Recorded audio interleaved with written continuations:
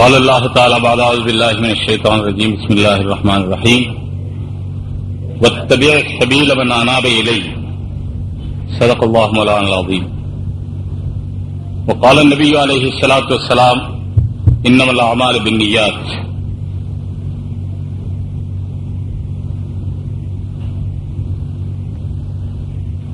கண்ணியத்திற்கும் மரியாதைக்கும் உரிய இந்த சிறப்புமிகு நிகழ்வின் தலைவர் அவர்களே மற்றும் பெருமதிப்பிற்குரிய இங்கே சமூகம் அளித்திருக்கும் உலமா பெருமக்களே, பெரியவர்களே, நண்பர்களே, தாய்மார்களே, சகோதரிகளே, இஸ்லாம் என்றாலே முழுமையான வாழ்க்கையின் வழி என்பது நாம் அனைவரும் புரிந்திருக்கிற உண்மை. ஆனால் அதே நேரத்திலே அதை வாழ்க்கையிலே எவ்வளவு எடுத்து நடக்கிறோம் என்பதையும் நாம் புரிந்திருக்கிறோம்.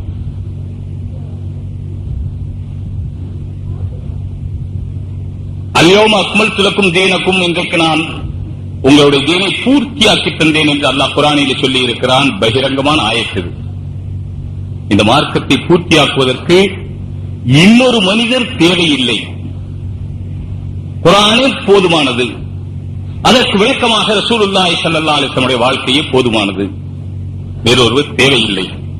இதுல மறுகருத்தோ மறுபரிசீலனைக்கு இடமோ இன்னொரு கருத்தை புகுத்தவோ இந்த உலகத்திலே இறுதி நாள் வரை யாராலும் திட்டவட்டமாக முடியாது. உலகமே சேர்ந்தாலும் இந்த இஸ்லாத்தை அழிக்க முடியாது. ஏனென்றால் இஸ்லாம் அல்லாஹுடையது. அல்லாஹ் விட்டு பிடிக்கிறான். மனிதர்கள் தவறாக நடந்தாலும் தவறாக விடுகிறான். அவரவர் வழியில் அவரவர் நடக்கிறார்கள். அல்லாஹ் விட்டு பிடிக்கிறார். நான் அடிக்கடி உதாரணம் சொல்லுவதுண்டு. கொசுவனுடைய மொத்த வாழ்க்கையே 24 மணி நேரம் தான். ஒரு கொசுவனுடைய மொத்த வாழ்க்கை 24 மணி நேரம் தான். அதுல ஆண் கொசு கடிக்கிறதே இல்லை. அது ஜென்டில்மேன். அது ஆண் கொசு கடிக்கிறதே இல்லை. தொந்தரவெல்லாம் இந்த பொம்பளையாலதான், பெண் கொசுவாலதான்.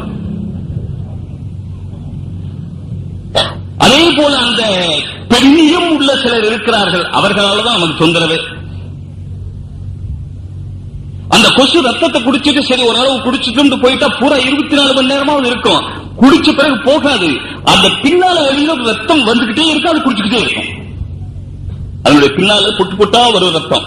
கண்ணு கூட தெரியாதானா உடம்புல விழுந்தா தெரியும், சிவப்பா தெரியும். குடிச்சு குடிச்சு அதனுடைய வயிறு நம்பி பின்னால வழியில வரும். அப்புறமா அதனுடைய ருசிக்காக அது குடிச்சுக்கிட்டே இருக்கும்.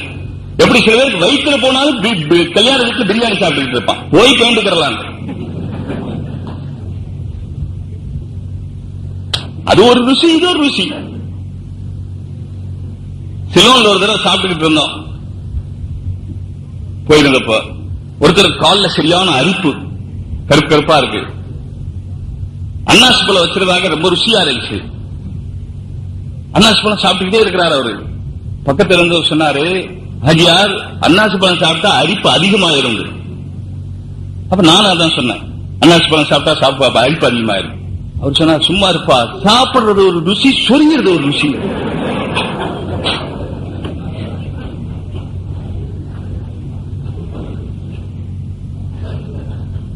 அதே போல அதுக்கு குடிக்கிறது ஒரு ருசி. அது வெளியே போனாலும் பரவாயில்ல, குடிக்கிறது ருசி. இப்ப அது குடிக்க விட்டுட்டு நல்ல வயது பண்ண பிறகு நீங்க மெதுவா தாராளமா போய் அடிக்கலாம். அது மாதிரி அல்லாஹ் விட்டு பிடிக்கிறான். சனத்ததுரிஜுஹும் மின் ஹைஸு லா யஅலமூன் வ உம்லி லஹும் மின் கைதி மதீன். என்னுடைய சூழ்ச்சி மகா பயங்கரமானது என்று அல்லாஹ் சொல்லுகிறான். என்ன கைதி, கைது என்ற வார்த்தை அல்லாஹ் உபயோகிச்சிருக்கிறார்.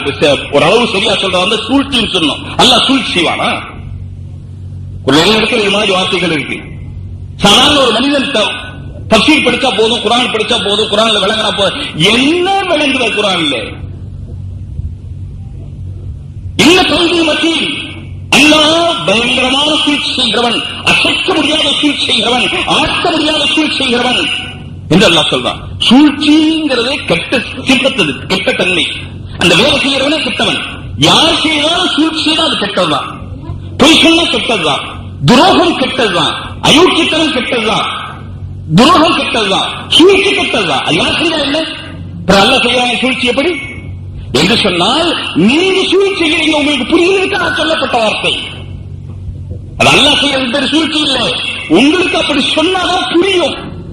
சொர்க்கத்துல ஊரில் இருக்கிறான் நல்லா சொல்லி இருக்கிறான். அட அந்த பொம்பளைக்காகத்தான் சொர்க்கத்துக்கு போகணுமா? கடைசி போறது இங்கேயே அதுதான். கொஞ்சம் முன்ன பின்ன இருக்கும். 19-20 का फर्क சொல்லுவாங்க. 19க்கு 20க்கு என்ன வித்தியாசம்? எவ்வளவு வித்தியாசம்? 250 வித்தியாசமா? ஒன்றான வித்தியாசம் இருக்கும். நிறைய வித்தியாசம் இருக்கு. ஆனாலும் கூட ஒரு பெண் தானே என்று அதை சொன்னாத்தான் இவன் கொஞ்சமாவது இங்க வருவான் பள்ளிவாசலுக்கு.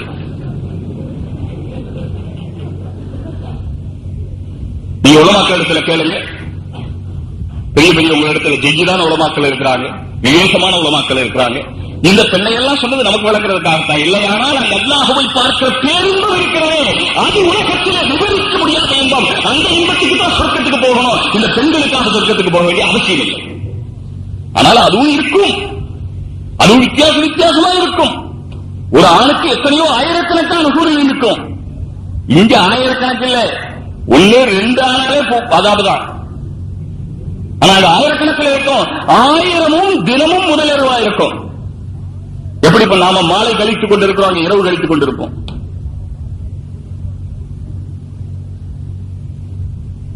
தினமும் முதலிரவா இருக்கும். அது எப்படி தினமும் முதலிரவா இருக்கும்? ஒரு மனிதனுக்கு ஒரு நாள் தான் முதலிரவா இருக்கும். ஒரு பெண்ணுக்கு ஒரு முதலிரவு தான் ஒரு தடவை வரும். 2வது முதலிரவு வராது. அது 2வது இரவு தான். 3வது வந்தா 3வது இரவு தான். 4வது வந்தா 4வது இரவு தான். அங்க ஆயிரக்கணக்கான பெண்கள் இருப்பார்கள். ஒரு ஹதீஸில் வந்திருக்கிறது 70,000. என்னங்க 70,000? அதுவும் நான் சொல்லுவேன் 70,000 நம்ம அப்படி சொன்னாலும் பெருசா நினைப்புங்கிறதுக்காக சொல்லப்பட்டது இல்லையா? அதை விட எத்தனையோ ஆயிரம் இருக்கும். அல்லாஹ் தஆலா அவ்வளவு வலிமை தருவான். அல்லாஹ் நமக்கு இன்ன கைதி மத்திய அல்லாஹ் சொன்னான். நான் சொல்ல வந்து அல்லாஹ் விட்டு பிடிக்கிறான். ரசூலுல்லாஹி ஸல்லல்லாஹு அலைஹி வஸல்லம் அவர்களுடைய மார்க்கத்தை யாரும் வந்து முழுமையாக்க வேண்டிய அவசியம் இல்லை. இமாம் அபூ ஹனீஃபா மார்க்கத்துக்கு தேவையான ஒரு நபர் இல்லை. இமாம் ஷாஃபி மார்க்கத்துக்கு தேவையான ஒரு நபர் இல்லை. நமக்கு தேவையான ஒரு நபராகிற காரணத்தினாலே மார்க்கத்துக்கு அவர்கள் தேவையாகலாமே தவிர மார்க்கம் முழுமையாவதற்கு இமாம் அபூ ஹனீஃபா இருக்கணுமா? அடிக்கடி ஒரு கேள்வி, ஒரு அற்புதமான கேள்வி நான் ரொம்ப நாளா கேட்டுக்கிட்டு இருக்கேன். ரசூலுல்லாஹ் ஹனஃபியா, ஷாஃபியா, மாலிகியா, ஹம்பலியா? என்ன சூப்பர் கேள்விடா. அபூபக்கர் ஹனஃபியா, அப்படியே அசத்திட்டாங்க. உங்களுக்கு விளங்குறீங்களா? சிரிக்க மாட்டேங்க. சிரிங்களா இருங்க. ஒரு தடவை சிரிச்சா 1 ரூபா அப்படி வச்சுக்கிறோம். சகோதர வாழ்க்கையில சிரிப்பு தேவையில்லாதும் அல்ல, அதே நேரத்தில் அனாவசியமா சிரிக்கவும் கூடாது. கொஞ்சம் சந்தோஷமா இருக்கணும். அதுக்காகவும் அதே நேரத்தில் விஷயம் பதியுது. நகைச்சுவையோடு சொல்லும் போது விஷயம் பதியுது, யாவும் இருக்கும். அதுக்காக சொல்றதா. அதனால இது தேவையில்லாதும் இல்லை, அதே நேரத்தில் அளவுக்கு அதிகமாகவும் தேவையும் இல்லை.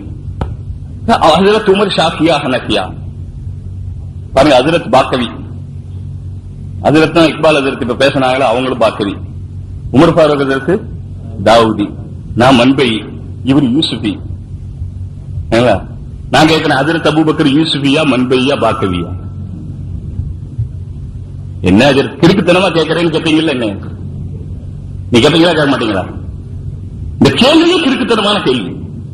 இதே போல நான் சொல்லுவேன், நீங்க அவங்கள ஷாஃபியா ஹனஃபியான்னு கேட்டா உங்களுக்கு ஷாஃபிதாலே என்னன்னு தெரியல, ஹனஃபிதாலே என்னன்னு தெரியல, கொஞ்சம் வெளியே போறீங்களா? இந்த கேள்வியே தப்பு. மதகபையே புரியல. எங்க அலோபதிக்குள்ள ஒண்ணு இருக்குது, அல்லோலோபதிக்குள்ள ஒண்ணு இருக்கு. அதாவது மிருகங்கள் தாவரங்கள் எப்படி வளருதுங்கிறது அதை பத்தி ஆராய்ச்சி பேர் அல்லோலோபதி. தமிழ்ல அல்லோல கல்லோலம் ஒண்ணு இருக்கு, அது வேற. ஹோமியோபதியில் ஒண்ணு இருக்கு, சித்தால் ஒண்ணு இருக்கு, யூனானின்னு ஒண்ணு இருக்கு, தமிழ் வைத்தியம் ஒண்ணு இருக்கு, நாட்டு வைத்தியம் ஒண்ணு இருக்கு. இதெல்லாம் எப்படி வந்துச்சு? இது எதுக்கு இத்தனை?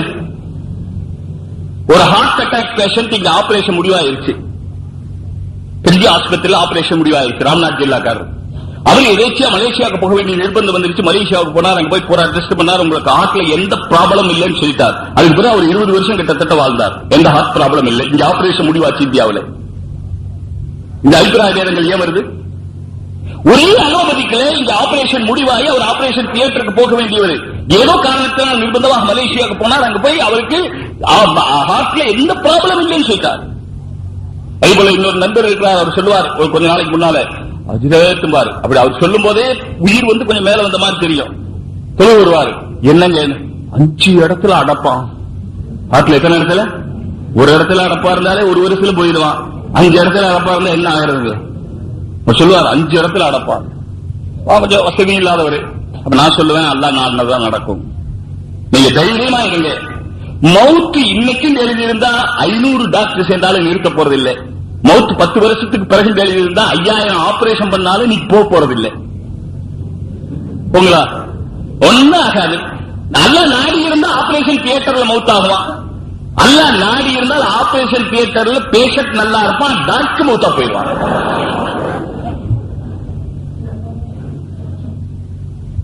ஒருத்தன் கேட்டான், டாக்டருக்கு வியாதி வந்தா என்ன ஆவாரு? டாக்டருக்கு வியாதி வந்தா என்ன ஆவார்? என்ன ஆவார்? பேஷண்ட் ஆவார்.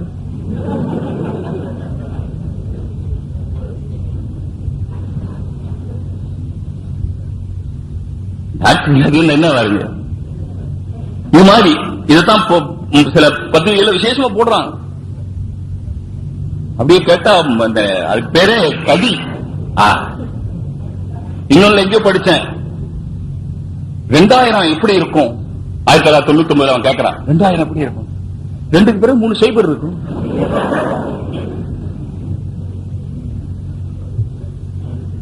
என்னடா இப்படி சொல்லிட்டு, சரி 2001 எப்படி இருக்கும் உலகம்னா? உருண்டையா இருக்கும். கேள்வியே தப்பு. வரலாறு தெரியாதவர்கள் கேட்கிற கேள்வி, வரலாற்றை பற்றிய வரலாறு தெரியாதவர்கள் கேட்கிற கேள்வி, மதுஹப் என்றால் என்ன அர்த்தம் என்று தெரியாதவர்கள் கேட்கிற கேள்வி. மதுஹப் என்ற வார்த்தைக்கு ரஹபேதத்திலிருந்து மதுஹப் வருகிறது. மதுஹப் என்ற வார்த்தைக்கு அர்த்தம் என்ன என்பது தெரியுமா? தக்லீத் என்ற வார்த்தைக்கு அர்த்தம் என்னவென்று தெரியுமா? கல்லறை பள்ளித் என்று சொன்னால் அதற்கு அர்த்தம் என்னவென்று தெரியுமா? கல்லறை என்ற வார்த்தையை ஹதீஸிலே உபயோகிக்கப்படாமல் பின்னால் உள்ள இமாம்கள் அதற்கு தக்லீத் என்ற வார்த்தையை ஏன் உபயோகித்தார்கள் என்பது உங்களுக்கு தெரியுமா? தியானத் என்றால் என்ன என்று உங்களுக்கு தெரியுமா? நீதி என்றால் என்ன என்று உங்களுக்கு தெரியுமா? அநியாயமாக பெயர் வைக்கக்கூடாது, மக்களை ஏமாற்றக்கூடாது என்பதற்காக தக்லீத் என்ற வார்த்தை உற்பத்தி செய்யப்பட்டது என்பது உங்களுக்கு தெரியுமா? தக்லீத் என்ற வார்த்தை குர்ஆனிலே தக்லீத் என்ற வார்த்தை, ஹதீஸிலே தக்லீத் என்ற வார்த்தை இந்த அர்த்தத்திலே நிச்சயமாக இல்லை. ஹதீஸ்ல கல்லறைங்கிற வார்த்தை இருக்குது. எதுக்காக சொன்னா, ஹஜ்ஜுக்கு போறவங்க பக்கத்து இடங்கள்ல இருந்து அக்கம் பக்கத்துல இருந்து வந்தா அவங்க தங்க ஹதி, அதாவது குர்பானி அங்க கொடுக்கறாங்க. ஹஜ்ஜுக்கு கொடுக்கிற குர்பானி இந்த குர்பானி இல்ல, ஹஜ்ஜுக்கு ஒண்ணு அறுக்கிற ஆடோ மாடோ கொடுக்கறாங்க, ஒட்டகம். அதுக்கு கழுத்துல யாரும் அதை தொந்தரவு செய்யாமல் இருக்கிறதற்காக, வழியில யாரும் கொண்டு விடாது என்பதற்காக கழுத்தில் ஏதாவது ஒன்று கட்டி தொங்க விட்டுறது. எதை வேண்டாலும் கட்டி தொங்க விடுவாங்க. அல்லது அவருடைய உடம்புலேயே ஒரு இடத்துல கீறி அதனுடைய ரத்தத்தை தடவி விட்டுருவாங்க. அல்லது அவருடைய கழுத்துல செருப்பு விளக்குமாறு போல உள்ள வித்தியாசமான பொருளை கட்டி விடுவாங்க. சாதாரண கட்டளை கட்ட மாட்டாங்க, வித்தியாசமான ஒரு பொருளை கட்டுவாங்க. அப்ப பார்க்கிறவங்களுக்கு அந்த காலத்துல கொள்ளையடிக்கிறவர்கள் அதிகமா இருந்தாங்க. அதனால அவங்க கொள்ளையடிக்க மாட்டாங்க, அதை சாகடிக்க மாட்டாங்க, பிடிச்சிட்டு போயிட மாட்டாங்க. ஏனென்றால் இது ஹஜ்ஜுக்கு கொண்டு போகப்படக்கூடிய புனிதமான பிராணி, அதனால விட்டு விடுவார்கள். இதற்கு பெயர் தான் தக்லீத். இப்ப இங்கு இமாம்களை பின்பற்றுவதற்கு தக்லீத் என்று பெயர் வைத்ததற்கு காரணமே இது ஹதீஸிலே இல்லை என்பது பார்க்கிறவர்கள் புரிந்து கொள்ள வேண்டும் என்பதற்காக, மார்க்கத்தை புரிகிறவர்கள் புரிந்து கொள்ள வேண்டும் என்பதற்காக. இது புதிதாக சொல்லப்பட்டதுதான், புதிதாக வந்ததுதான், நாம ஏற்படுத்திக் கொண்டதுதான். சோதரர்களே, இந்த மதரசாக்களிலே இந்த பாடம் எல்லாம் நடக்கிறது. அதே போல பள்ளிவாசலில் இமாம்கள் நிர்ணயிக்கப்பட்டிருக்கிறார்களே, நீங்களும் இமாமாக இருக்கிறீர்கள். பல இடங்களிலே உங்களுடைய பள்ளிகளிலே சம்பளம் வாங்கிக் கொண்டோ வாங்காமலோ சில பேர் சொல்லுவாங்க, நாங்க ஒண்ணுமே வாங்குறது இல்லை. அப்ப என்ன செய்வாங்க, உள்ள போற காத்தையே சாப்பிட்டுக்குவாரு.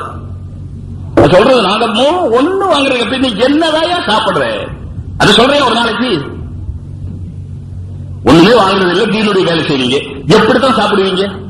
என்னமா வேணுமா இல்லையா? பக்கம் பக்கமா எழுதுவாங்க, நாங்க எதுவும் வாங்குறது இல்லை, எதுவுமே கேட்டில்லை, எங்க வாழ்க்கை வந்து பாருங்க, காயல் பண்றதுல வந்து பாருங்க, ஒண்ணுமே இல்லை. குவைத்துக்கு நான் சொல்லுவேன், இந்த வருஷம் தான் போகல குவைத்துக்கு. போன வருஷம் குவைத்துல போய் என்னென்ன நடந்துச்சு, என்னென்ன பேரால வசூல் நடந்துச்சு, எவ்வளவு நடந்துச்சு, குவைத்திலிருந்து அப்பப்ப தகவல் வந்துகிட்டு இருக்கு. 40க்கு 40 ஒரு புத்தகம் முதல்ல வெளியிட்டோம். அந்த புத்தகத்துல நேரம் இருந்தா, சந்தர்ப்பம் இருந்தா, நீங்களும் கேட்கிற மூடுல இருந்தா நேரம் போய்கிட்டே இருக்கு.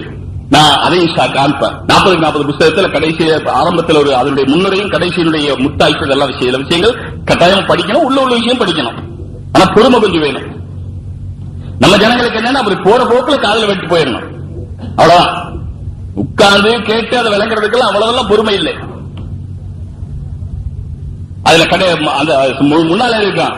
நீ இந்த உலமாக்களை, இப்பொழுது இருக்கிற இந்த உலமாக்களை, முன்னால் இந்த உலமாக்களுடைய சமுதாயத்தை, இப்பொழுது இருந்து கொண்டிருக்கிற இந்த உலமா சமுதாயத்தை காசுக்காக வேலை செய்கிறார்கள், பணத்துக்காக பாடுபடுகிறார்கள், ஊதியத்துக்காக உழைக்கிறார்கள், வயிறு வளர்க்கிறார்கள்.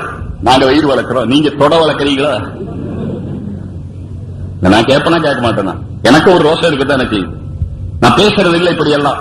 ஆனா கூட நிர்பந்தம். உங்க வயிறு வளர்கிறது தானே. காசுதான் சம்பாதிக்க வேண்டும் என்று இருந்தால் இன்றைய உலமாக்கள் செங்கோட்டை கட்டி காண்பித்திருப்பார்கள். நான் சொல்லட்டுங்களா? அதற்கு மாதிரி உள்ளவங்க, என்ன மாதிரி உள்ளவங்க காசுதான் சம்பாதிக்கணும்னு நினைச்சா ஒரு பிரசங்கத்துக்கு 5000 ரூபாய் வாங்க முடியும் எங்களால. மாசத்துல 10% எவ்வளவு வச்சுக்க? மாசத்துக்கு 50,000. 50,000 ரூபாய் நீங்க சம்பாதிக்கிறதுக்கு நெட் ப்ராஃபிட் 50,000 உங்களுக்கு இருக்கணுமானா நீங்க என்ன கேபிட்டல் போடணும்? என்ன கேபிட்டல் போடணும்? 1,00,000 ரூபாய்க்கு மீறி சம்பாதிச்சா ஒரு 5,000 ரூபாய் சம்பாதிக்கலாம். பைத்தஞ்சு 50, 5,000 ரூபாய் வைங்க. 5,000 ரூபாய் நிக்காது, 3,000 ரூபாய் தான் நிக்கும் செலவு போக. 3,000 ரூபாய் வச்சால் பைத்து 30, இன்னும் 20,000 ரூபாய்க்கு இருக்குது. 6, 18, 13, 21, 17 லட்சம் ரூபாய் குறைஞ்சது 15 லட்சம் ரூபாய் முதலீடு போட்டு ராவம் பகலா கண்ணுக்கு விளக்கண்ண ஊற்றி பாடுபடணும். நாங்க உங்க கண்ணுக்கு விளக்கண்ண ஊற்றி 5,000 ரூபாய் வாங்கி போயிடுவோம் தினம். இது மாசத்துக்கு 10 நாள் செஞ்சா, 3 நாளைக்கு ஒண்ணு செஞ்சா, 30 நாள் செஞ்சா தாங்க மாட்டீங்க. நான் சொன்னாலே தாங்க மாட்டீங்க. சில பேருக்கு கேட்டாலே ஹார்ட் அட்டாக் வந்துடும். நாங்கள் சம்பாதிக்கத்தான் வேண்டும் என்று நினைத்திருந்தால் ஷாஜஹான் கட்டிய செங்கோட்டை மாதிரி எங்களுக்கும் கட்ட தெரியும். ஆனால் நாங்கள் எங்களுடைய மனக்கோட்டை இருக்கிறதே, அது செங்கோட்டையை விட பெரிது. நாங்கள் மனதிலே கட்டுகிற கோட்டை. நாங்கள் என்று சொன்னா என்ன சொல்லல. நான் சின்ன ஒரு பையனை உதாரணத்துக்கு காமிக்கிறதுக்கு தான் என்ன காமிச்சேன். இல்லையானா பெரிய பெரியவங்க உங்ககிட்ட இருக்கிறாங்க. சகோதரர்களே, ரசூலுல்லாஹ்வுடைய மார்க்கம் பூர்த்தி ஆயிருச்சு. 13 வருஷ காலம் மக்காவில் ரசூலுல்லாஹ் இப்படி வாழ்ந்தாங்க. ஒரு சஹாபி வெளியிருந்து வர்றார், ரசூலுல்லாஹ்வை பார்க்கணும். யாருக்கும் கேட்க முடியாது. முஹம்மது ஸல்லல்லாஹு அலைஹி வஸல்லத்தை இந்த பேர் சொன்னாலே தலை தனியா இருக்கும், உடம்பு தனியா இருக்கும். மக்காவில் ரசூலுல்லாஹ் வாழ்ந்த காலத்திலே நான் முஹம்மதை ஸல்லல்லாஹு அலைஹி வஸல்லத்தை பார்க்க வந்திருக்கிறேன் என்று ஒரு வெளியூர்காரர், வெளிநாட்டுக்காரங்க வருவாரே, ஆனால் அவர் முஹம்மது என்ற பெயரை சொன்னாலே அவர் தலை தனியா இருக்கும், உடல் தனியா இருக்கும். வீடு போய் சேர மாட்டார், பிழைக்கிறது கூட ஆள் இருக்காது. மஸ்ஜித் ஹராம்ல காபத்துல்லாஹ்ல 3 நாள் இருக்கிறார். ஹஜ்ரத் அலி முதல் நாள் பாக்குறாங்க, ஒண்ணு கேட்கல. 2வது நாள் பாக்குறாங்க, ஒண்ணு கேட்கல. 3வது நாள் தான் கேட்கறாங்க, நீங்க எதுக்கு வந்திருக்கிறீங்க, யாரு? அதுவும் ஏன் கேட்கறாங்க? தெரிஞ்சுக்கிறதுக்காக இல்ல. ஒரு அந்நிய மனிதர் வந்திருக்கிறார். அந்த காலத்துல பழக்கம் இருந்துச்சு, யார் வந்தாலும் சாப்பாடு கொடுக்கிற பழக்கம் இருந்துச்சு. யார் வந்தாலும் நல்ல சாப்பாடு கொடுப்பாங்க, உபசரிப்பாங்க. எத்தனை நாள் வேண்டாலும் வீட்டுல தங்கி இருக்கலாம், எத்தனை நாள் வேண்டாலும் வீட்டுல தங்கி இருக்கலாம். இது மாதிரி ஒண்ணு நடக்க முடியுமா? இப்ப நம்ம ஊருக்கு ஒருத்தர் வந்தாருங்க அக்ரஹாரத்துக்கு, யாருன்னு தெரியாது, யாருன்னு தெரியாது. பார்த்தோன்னு பள்ளிவாசல் இருந்தாரு, லோகர் தொழுகையில ஒரு புது மனிதனா இருந்தாரு. லோகர் தொழுகைக்கு போகும்போது வாங்க சாப்பிட போலான்னு கூப்பிட்டா அவரு வந்துட்டாரு, சாப்பிட்டாரு. பிறகு அசருக்கு பள்ளிக்கு வந்துட்டாரு, அசருக்கு பிறகு டீ கொண்டு வந்து கொடுத்தோம், குடிச்சுட்டாரு. ராத்திரி கூட்டிட்டு போனோம், காலையில் நாஸ்டா கூட்டிட்டு போனோம், மத்தியானம் யாரு என்னன்னு கேட்கல. நடக்குமா? அவர் வேண்டாம் இருப்பாரு, நம்ம வீட்டை விட்டு போயிடணும். லோகர் தொழுகைக்கு போகும்போது ஒரு விருந்தாளியை வீட்டுக்கு கூட்டிட்டு போக முடியுங்களா? கேட்கிறேன். உள்ள போய் நுழைஞ்சு விருந்தாளி உட்கார வச்சுட்டு முன்னால அப்படி பள்ளிவாசலுக்கு போனா, பள்ளிவாசலுக்கு போனா ஒருத்தர் இருந்தாரா, புரிய வந்தீங்களா? இல்ல இல்ல சும்மா வாங்க வந்தாரு, இப்ப போயிடுவாரு, நானும் போய் ஹோட்டல்ல சாப்பிட்டுக்கிறேன். உண்மை இல்லைங்களா? அது சாப்பாடு செய்யணுமானா சொந்தக்காரங்களாவே இருந்தா, ஒரு ஜமாத்தே வந்திருக்குது, சாப்பாடு கொடுக்கணுமானா அதை ரொம்ப யோசிச்சு வீட்டுல ஆரம்பிக்கும் போது இப்படி தப்லீக் ஜமாத்து நல்லவங்க அது இது சொல்லி இன்னைக்கு முடியாது, நாளைக்கு வேணா பார்க்கலாம். இந்த தப்லீக் ஜமாத்து அந்த அம்மா வந்து பார்க்க போதா? நாளைக்கு பார்க்க. அந்த காலத்தில் இப்படி பழக்கம் இருந்துச்சு. இதை நான் உண்மையிலேயே அனுபவித்தேன். சூடான்ல சின்ன இடத்துல இன்னைக்கு என்னால மறக்க முடியல. தமிழ்நாட்டு சாப்பாடு அங்க கிடைச்சிச்சு, தமிழ்நாட்டு சாப்பாடு சொல்ல நேரம் இல்லை. அதே மாதிரி அவருடைய வச்சிருக்காரு, ஒரு விருந்தாளி வந்து தங்குற இடம், யார் வேண்டாலும் அங்க வரலாம், எல்லா சாமானும் கிடைக்கும், எல்லா சாப்பாடும் கிடைக்கும். சாப்பாடு வரும், யாரும் கேட்க மாட்டாங்க, என்னன்னு கேட்க மாட்டாங்க. இன்னொன்னு இருக்கு, நீங்க போவீங்களான்னு கேட்கறது இல்ல. ஒருத்தர் வீட்டுக்கு வந்துட்டா நீங்க நாளைக்கு போயிருவீங்களான்னு கேட்கறது இல்ல. இப்ப இன்னும் ஒரு வாரத்துக்கு இருப்பீங்க, இன்னொரு வாரத்துக்கு இல்லைங்க நான் நாளை மத்தியானம். சரி அதுதாங்க இது இந்த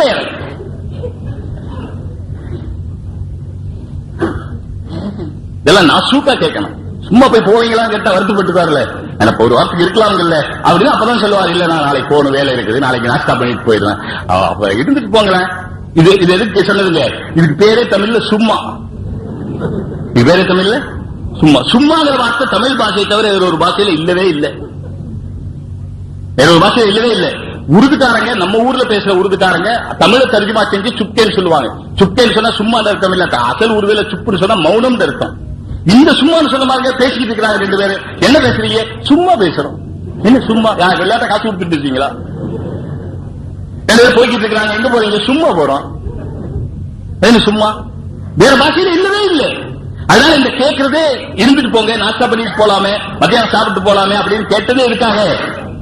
அவர் சரின்னு சொல்லிட்டாரு வச்சுங்க. மத்தியானம் சாப்பிட்டு போலாமேன்னு கேட்டு சொன்னீங்க, அவர் சரின்னு இருந்துக்கிட்டாரு. ஊர்ல பஞ்சாயத்து போய் என்ன சொல்ல வேண்டியது வரும்? அடுத்தவங்க போய் என்ன சொல்ல? சும்மாவாவது இருங்கன்னு சொன்ன மனுஷன் இருந்துக்கிட்டாரு. சும்மாவது இருங்கன்னு சொன்ன மனுஷன் இருந்துக்கிட்டாரு. அங்கே சாப்பாடு என்பது அப்படி இல்லை. மாறாக நான் கிதாபுல நேரடியா பார்க்கல, ஆனால் நடந்த உண்மை நிறைய பேர் சொல்லி கேள்விப்பட்டிருக்கேன். கிதாபுல ஹதீஸ்ல நேரடியா நான் பார்க்கல. தங்களுடைய வீடுகளுக்கு முன்னால ஒரு பெரிய தூண் செஞ்சு வச்சிருப்பாங்களாம், உயரமான தூண். அந்த தூண் மேல ஒரு பெரிய, அந்த காலத்துல மரத்துல சட்டி கோப்பை செய்ய பழக்கம், பெரிய கோப்பை மரத்து மேல, தூண் மேல பெரிய கோப்பை. அதுல சூடான ரொட்டி சால்னா அதுல வச்சிடறது. இது மேல மரத்து மேல ஒரு கோப்பையில, மரக்கோப்பையில சூடான ரொட்டி சால்னா வச்சிடறது. எதுக்காக? வழிபோக்கர்கள் ஒட்டகத்துக்கு மேலே உட்கார்ந்து சாப்பிட்டு போயிடுறதுக்காக. நடக்குமா நம்ம நாட்டுல? ஒரு இட்லி 3.75 பைசாங்க போய்கிட்டு இருக்குது காலம். அப்படி அதுல தள்ளி சாப்பிட கூப்பிட்டாங்க, போனாங்க. அதுக்கு பிறகுதான் கேட்டாங்க, போகும்போதே கேட்டுக்கிட்டாங்க, நீங்க எங்க வந்தீங்க? நான் முகமது ஸல்லல்லாஹு பார்க்க வந்தேன். இப்ப அதில் தலிக்கு தெரியும், அதில் தலி ரசூலுல்லாஹ் அது தெரியும் நமக்கு. அப்போ சரி காட்டுறேன் கூட்டிட்டு போனாங்க. ஆனா சொல்லிட்டாங்க, நான் முன்னால போய்கிட்டு இருப்பேன், நீங்க பின்னால வந்துகிட்டே இருக்கணும். பார்த்தா நீங்க என் கூட வர்ற மாதிரி தெரியக்கூடாது, என் கூட வர்ற மாதிரி தெரியக்கூடாது. அது மீறி யாராவது வந்துட்டால், என்னை பார்த்து லேசா சந்தேகப்படுற மாதிரி தெரிஞ்சிட்டால், அவர் வர்றாரு பின்னாலே, அதில் தள்ளி போறாங்க முன்னாலே, இவரை ஒரு பின்பற்றி போற மாதிரி தெரியாது, தனித்தனியா போற மாதிரி தான் தெரியும். ஆனாலும் சில ஆளு இருக்கிறாங்க, விவரமான ஆளு, அந்த தூரத்துல பார்த்து புரிஞ்சிடுவாங்க இதுதான் நடக்க வேண்டும். அப்படி யாராவது விவரமான ஆளு நம்மளை புரிஞ்சுக்கிட்டாருங்கிற மாதிரி எனக்கு பட்டுட்டால், அந்த காலத்துல பழக்கம் இருக்கு, போற வழியில ஒண்ணுக்கு இருக்கிற பழக்கம் இருக்கு, நான் பிஷா உட்கார மாதிரி உட்கார்ந்து நீங்க பார்த்து என்ன தாண்டி போய்கிட்டே இருக்கணும். ரசூலுல்லாஹ் காண்பிக்கிறதுக்கு இவ்வளவு பயமா இருந்துச்சு 13 வருஷம் மக்காவுடைய. பிறகு 13 வருஷத்துக்கு பிறகு மதீனாவுடைய ஹிஜ்ரத். மதீனாவுடைய ஹிஜ்ரத்துக்கு பின்னால் 6 வருஷ காலமும் யஹூதிகளோடு முனாஃபிக்குகளோடு போராட்டம் நடத்த வேண்டியது இருந்துச்சு. 6வது வருஷத்துக்கு சுல்ஹ் ஹுதைபியா நடந்துச்சு. 6 வருஷத்துக்கு பின்னால் ரசூலுல்லாஹ் எத்தனை வருஷம் ஹயாத்தா இருந்தாங்க? எத்தனை வருஷங்க? 4 வருஷம். இந்த 4 வருஷத்தில் தான் மார்க்கத்தை செயல்படுத்தி செயல் ரூபமாக ரசூலுல்லாஹ் காண்பிக்க முடிந்த வருஷங்கள். முன்னால் 13, அதுக்கு பிறகு ஒரு 19 வருஷம் இஸ்லாமுடைய தாவத்து கொடுக்க கூட, பகிரங்கமாக தாவத்து கொடுக்க கூட முடியாமல் மறைந்து வாழ்ந்து கொண்டிருந்த காலம். தொழுகை கடமையாகவே மக்காவுடைய கடைசியில தான், மற்ற காரியங்கள் கடமையாக அதற்கு பின்னால்தான். மற்ற காரியங்களை பற்றி விளக்கமாக தெளிவாக அதனுடைய எல்லா சட்டங்களையும் சொல்லுவதற்கு சமயம் எங்கே இருந்தது, சந்தர்ப்பம் எங்கே இருந்தது, நேரம் எங்கே இருந்தது? ஹதீஸையே பார்த்து அமல் செய்வேன் என்று யாராவது சொன்னால் அவர் இன்னும் ஹதீஸுக்கு தானே தொடரவே இல்லை என்ற அர்த்தம். 4 வருஷ காலத்தில் ரசூலுல்லாஹ் எவ்வளவு செஞ்சு காமிக்க முடியும்? பிறகு பெண்கள் விஷயம் இருக்கு.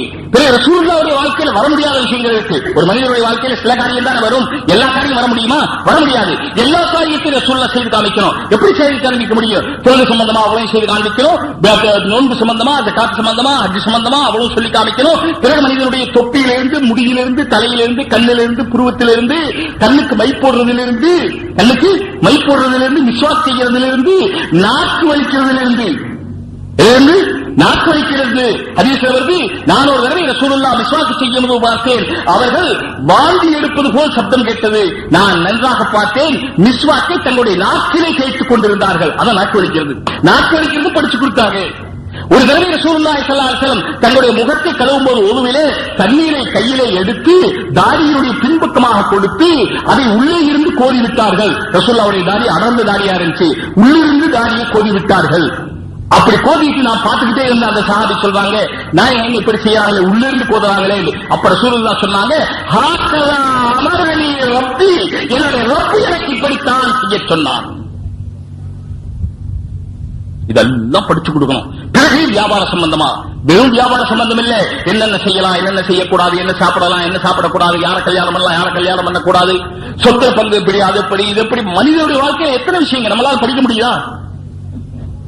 ஜும்மாக்கு எத்தனை ரக்காத்துங்க? ஜும்மா தொழுகை எத்தனை ரக்காத்துங்க? ஒரு பள்ளியில தொழுகிட்டு இருந்தோம், சலாம் கொடுத்துட்டாங்க, 6 பேர் மொத்தமா வந்தாங்க. நான் பார்த்துக்கிட்டே இருக்கிறேன். என்ன தாண்டி போய் முன்னால சைடுல ஓரத்துல போய் நின்றாங்க. நான் என்ன சுன்னத் தொழுகை ஆரம்பிக்க போறேன், அப்பதான் வந்து நிக்கிறாங்க. 6 பேர் தனித்தனியா தக்பீர் கட்டினாங்க. இமாம் முடிச்சுட்டாரு, சுன்னத் தொழுகை போறோம். இப்பதான் எத்தனை பேர் வந்தாங்க? 6 பேர். 6 பேர் வந்து தனியா தொழுதாங்க. ஆளுக்கு 2 ரக்காத் தொழுதாங்க, போயிட்டாங்க. ஜும்மாவில தனித்தனியா வந்து ஆளுக்கு 2 ரக்காத் தொழுதாங்க, போயிட்டாங்க. ஜும்மாவில தனியா தொழுதா எத்தனை ரக்காத் தொழுகணும்? ஜும்மாவை தொழுக முடியுமா? லோஹர் தான் தொழுகணும், 4 ரக்காத் தொழுகணும். 2 ரக்காத் எப்படியாவது? 6 பேரும் தொழுதாங்க, 6 பேரும் போயிட்டாங்க. நான் சொல்லக்கு முந்தி போயிட்டாங்க. நல்ல வேளை ஒரே ஒருத்தர் அவரை நிக்க வச்சாரு. நிக்க வச்சு ஒருத்தர் மட்டும் சொன்னாரு, பாக்கி 5 பேர் போயிட்டாங்க. இந்த ஒருத்தர் மட்டும் திரும்ப வந்து 4 ரக்காத் தொழுதாரு, பாக்கி 5 பேர் போயிட்டாங்க. ஜும்மால எத்தனை ரக்காத் தொழுகணும்? ஜும்மா ஜமாத்தா தான் தொழுகணும்னு கூட நம்முடைய வாலிபர்களுக்கு தெரிய முடியாத காலத்துல அவங்களை தொழுகன்னு சொல்றதுக்கு வக்கில்ல. மாசமா தொப்பிய கலட்டுங்க, கலட்டமா கலட்டிங்க, போட்டா போட்டுங்க. நீங்கெல்லாம் போட்டுக்கிட்டே பேசுறீங்களே. கேட்கிறவர், நீங்கெல்லாம் எல்லாம் தொப்பி போட்டு தானே பேசுறீங்க, மேலிருந்து கீழே வரைக்கும், டாப் டு பாட்டம் எல்லாம் தொப்பி போட்டுக்கிட்டு தான் பேசுறீங்க. அவர் கணக்கு சொல்றாரு, 6 பேர் பேசணும், 4 பேர் தொப்பி போட்டிருந்தாங்க, 2 பேர் தொப்பி போடல. அவரோட கணக்கு போதிக்கப்படுது, தொப்பி போடாதீங்கன்னு சொல்லி. தொப்பி என்பது நம்முடைய ஒரு நாட்டு கலாச்சாரம். தொப்பி மார்க்கத்தில் பரவல் யார் சொன்னது? எந்த சிக்கல் இருக்கு? எங்க மேல இவ்வளவு பெரிய குற்றச்சாட்டு தொப்பி போட சொல்லிட்டு, தொப்பிய காலில் போட சொல்லி செருப்ப தலையில போட சொல்லி இருந்தா இந்த குற்றச்சாட்டு சொல்லலாம். 2 காலுக்கு 2 தொப்பி தலைக்கு அப்படி செஞ்சிருந்தா நீங்க எங்களை பத்தி இவ்வளவு பேசினா பரவாயில்லை. நாங்க தொப்பி தலையோட போட சொன்னோம், செருப்ப காலில் தான் போட. என்ன பாவம் செய்வாங்க, பாவின்னு சொல்றீங்க சோதர்களே. அதற்கு பிறகு இந்த 4 வருஷ காலத்தில் ரசூலுல்லாஹி ஸல்லல்லாஹு அலைஹி வஸல்லம் தீனுடைய தாவத் இந்த பக்கம் ஹிருக்கலுக்கு, இந்த பக்கம் கைசருக்கு, இந்த பக்கம் கிஸ்ராவுக்கு, இப்படி எல்லா மன்னர்களுக்கு தாவத்து கொடுத்து தீனுடைய எவ்வளவு காரியம் செய்ய முடியுமோ செய்து காட்டு. 4 வருஷத்துல 400 வருஷம் ஒரு மனிதர் என்ன செய்ய முடியும் அவ்வளவு செய்து காமிச்சு. பிறகு பெண்களுடைய விஷயங்கள் இதை விட ஏராளமா இருக்கு. ஆண்களுக்கு செய்ய வேண்டியதை விட பெண்களுக்கு சொல்ல வேண்டிய விஷயம் ஏராளமா இருக்கு. பெண்களுடைய விஷயத்தை தங்களுடைய மனைவிமார் மூலமாக சொல்லிக் கொடுத்து, ஆனா மனைவிமார்கள் விளங்கிக்கணுமா இல்லையா? எல்லாருக்கும் ஒரே விளக்கம் இருக்காது. அதில் ஆயிஷா ரொம்ப விளக்கம் உள்ளவர்களாக இருந்தார்கள், ரொம்ப புத்திசாலியாக இருந்தாங்க. அதனால அல்லாஹ் தஆலா கல்யாணம் செய்ய சொன்னா அந்த கல்யாணம் சொர்க்கத்தில் நிச்சயிக்கப்பட்டுச்சு. பொதுவாக இங்க சொல்லுவாங்க, நம்ம கல்யாணம் எல்லாம் சொர்க்கத்துல தான் நிச்சயிக்கப்பட்டுச்சு, கல்யாணங்கள் சொர்க்கத்தில் நிச்சயப்படுது. சொர்க்கத்துல போய் இதையா நிச்சயிக்கலாம்? மற்றதெல்லாம் இங்க நிச்சயிக்கப்படுது, இதுக்கு மட்டும் என்ன அங்க சொர்க்கத்துல தெரியல. சில பேர் சொல்றாங்க 1000 பொய் சொல்லியாவது ஒரு கல்யாணம் நடத்தணுமா? ஏன்னா உண்மை சொல்லி நடத்த முடியாதுன்னு தெரியும். அது நடத்துற வரைக்கும் 1000, நடத்துற பிறகு தினம் 1000, நடத்துற வரைக்கும் மொத்தம் 1000, நடத்தின பிறகு தினம் 1000. இந்த கணக்கில் போய்கிட்டே இருக்குது. அதனால அதற்கு ஆயிஷா ரலியல்லாஹு தஆலா அன்ஹா ரொம்ப புத்திசாலியா இருந்தாங்க. அதற்கு ஆயிஷாவுக்கு எல்லா விஷயமும் சொல்லி கொடுத்தாங்க. கடைசி அதற்கு ஆயிஷாவுடைய மடியில தான் ரசூலுல்லாஹ்வுடைய ரூஹே போச்சு. ஏன் போச்சு? ரூஹ் போகும்போது என்ன செய்யணும்ங்கறத உலகத்துக்கு சொல்றதா இருந்தால் அதற்கு ஆயிஷா போல உள்ள ஒருவருடைய மடியில போகணும். அப்பதான் ரூஹ் போகும்போது என்னங்கறத உலகத்துக்கு சொல்ல முடியும், வேற ஒருத்தர் வந்து சொல்ல முடியாது. அதனால ரசூலுல்லாஹ் சொன்னாங்க, குது சுலுசை தீனக்கும் மின் ஹாதிஹி ஹுமைரா, இந்த சிக்கச்சிவந்த பெண்ணிலிருந்து உங்களுடைய தீனிலே 3 2 பகுதியை படித்துக் கொள்ளுங்கள் சொன்னாங்க. தீன்ல 2 பகுதி யார்ட்ட படிச்சுட்டு சொன்னாங்க? குது மின் ஹாதிஹி ஹுமைரா. ஹஜ்ரத் ஆயிஷா சொல்லும்போது என்ன சொல்லி சொன்னாங்க? ஆயிஷான்னு பேர் சொல்ல, கூப்பிடும் போது ஹுமைரான்னு கூப்பிடுவாங்க. இப்ப ஹுமைரா நிறைய பேர் வச்சிருக்காங்க. ஹஜ்ரத் ஆயிஷா செல்லமா கூப்பிட்டது. ஹுமைரான்னு சொன்னா ஹும்ரான சிவந்தது என்று அர்த்தம், ஹுமைரான சின்ன சிக்கச்சிவந்த பெண் என்று அர்த்தம்.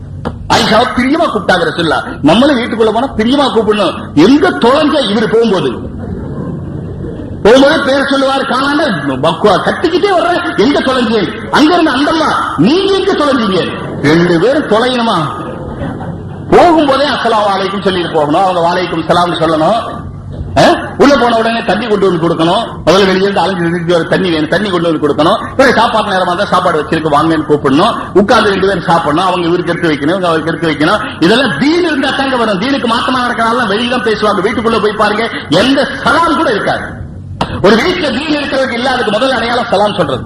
என்னைக்காவது இவங்க எல்லாம் சலாம் சொல்லுங்கன்னு சொல்லி பார்த்திருக்கீங்களா? அதே பேசவே மாட்டாங்களே, தொழுங்கிறத பத்தி பேசவே மாட்டாங்க. தொழுதா இப்படி செய்யுங்க, இந்த இப்படி கையாட்டுங்க, காலாட்டுங்க, தலையாட்டுங்க, அப்படி செய்யுங்க, இப்படி செய்யுங்க, இதுதான் தொழுதா இப்படி செய்யுங்கன்னு சொல்லுவாங்களே தவிர தொழுங்க சொல்ல மாட்டாங்க.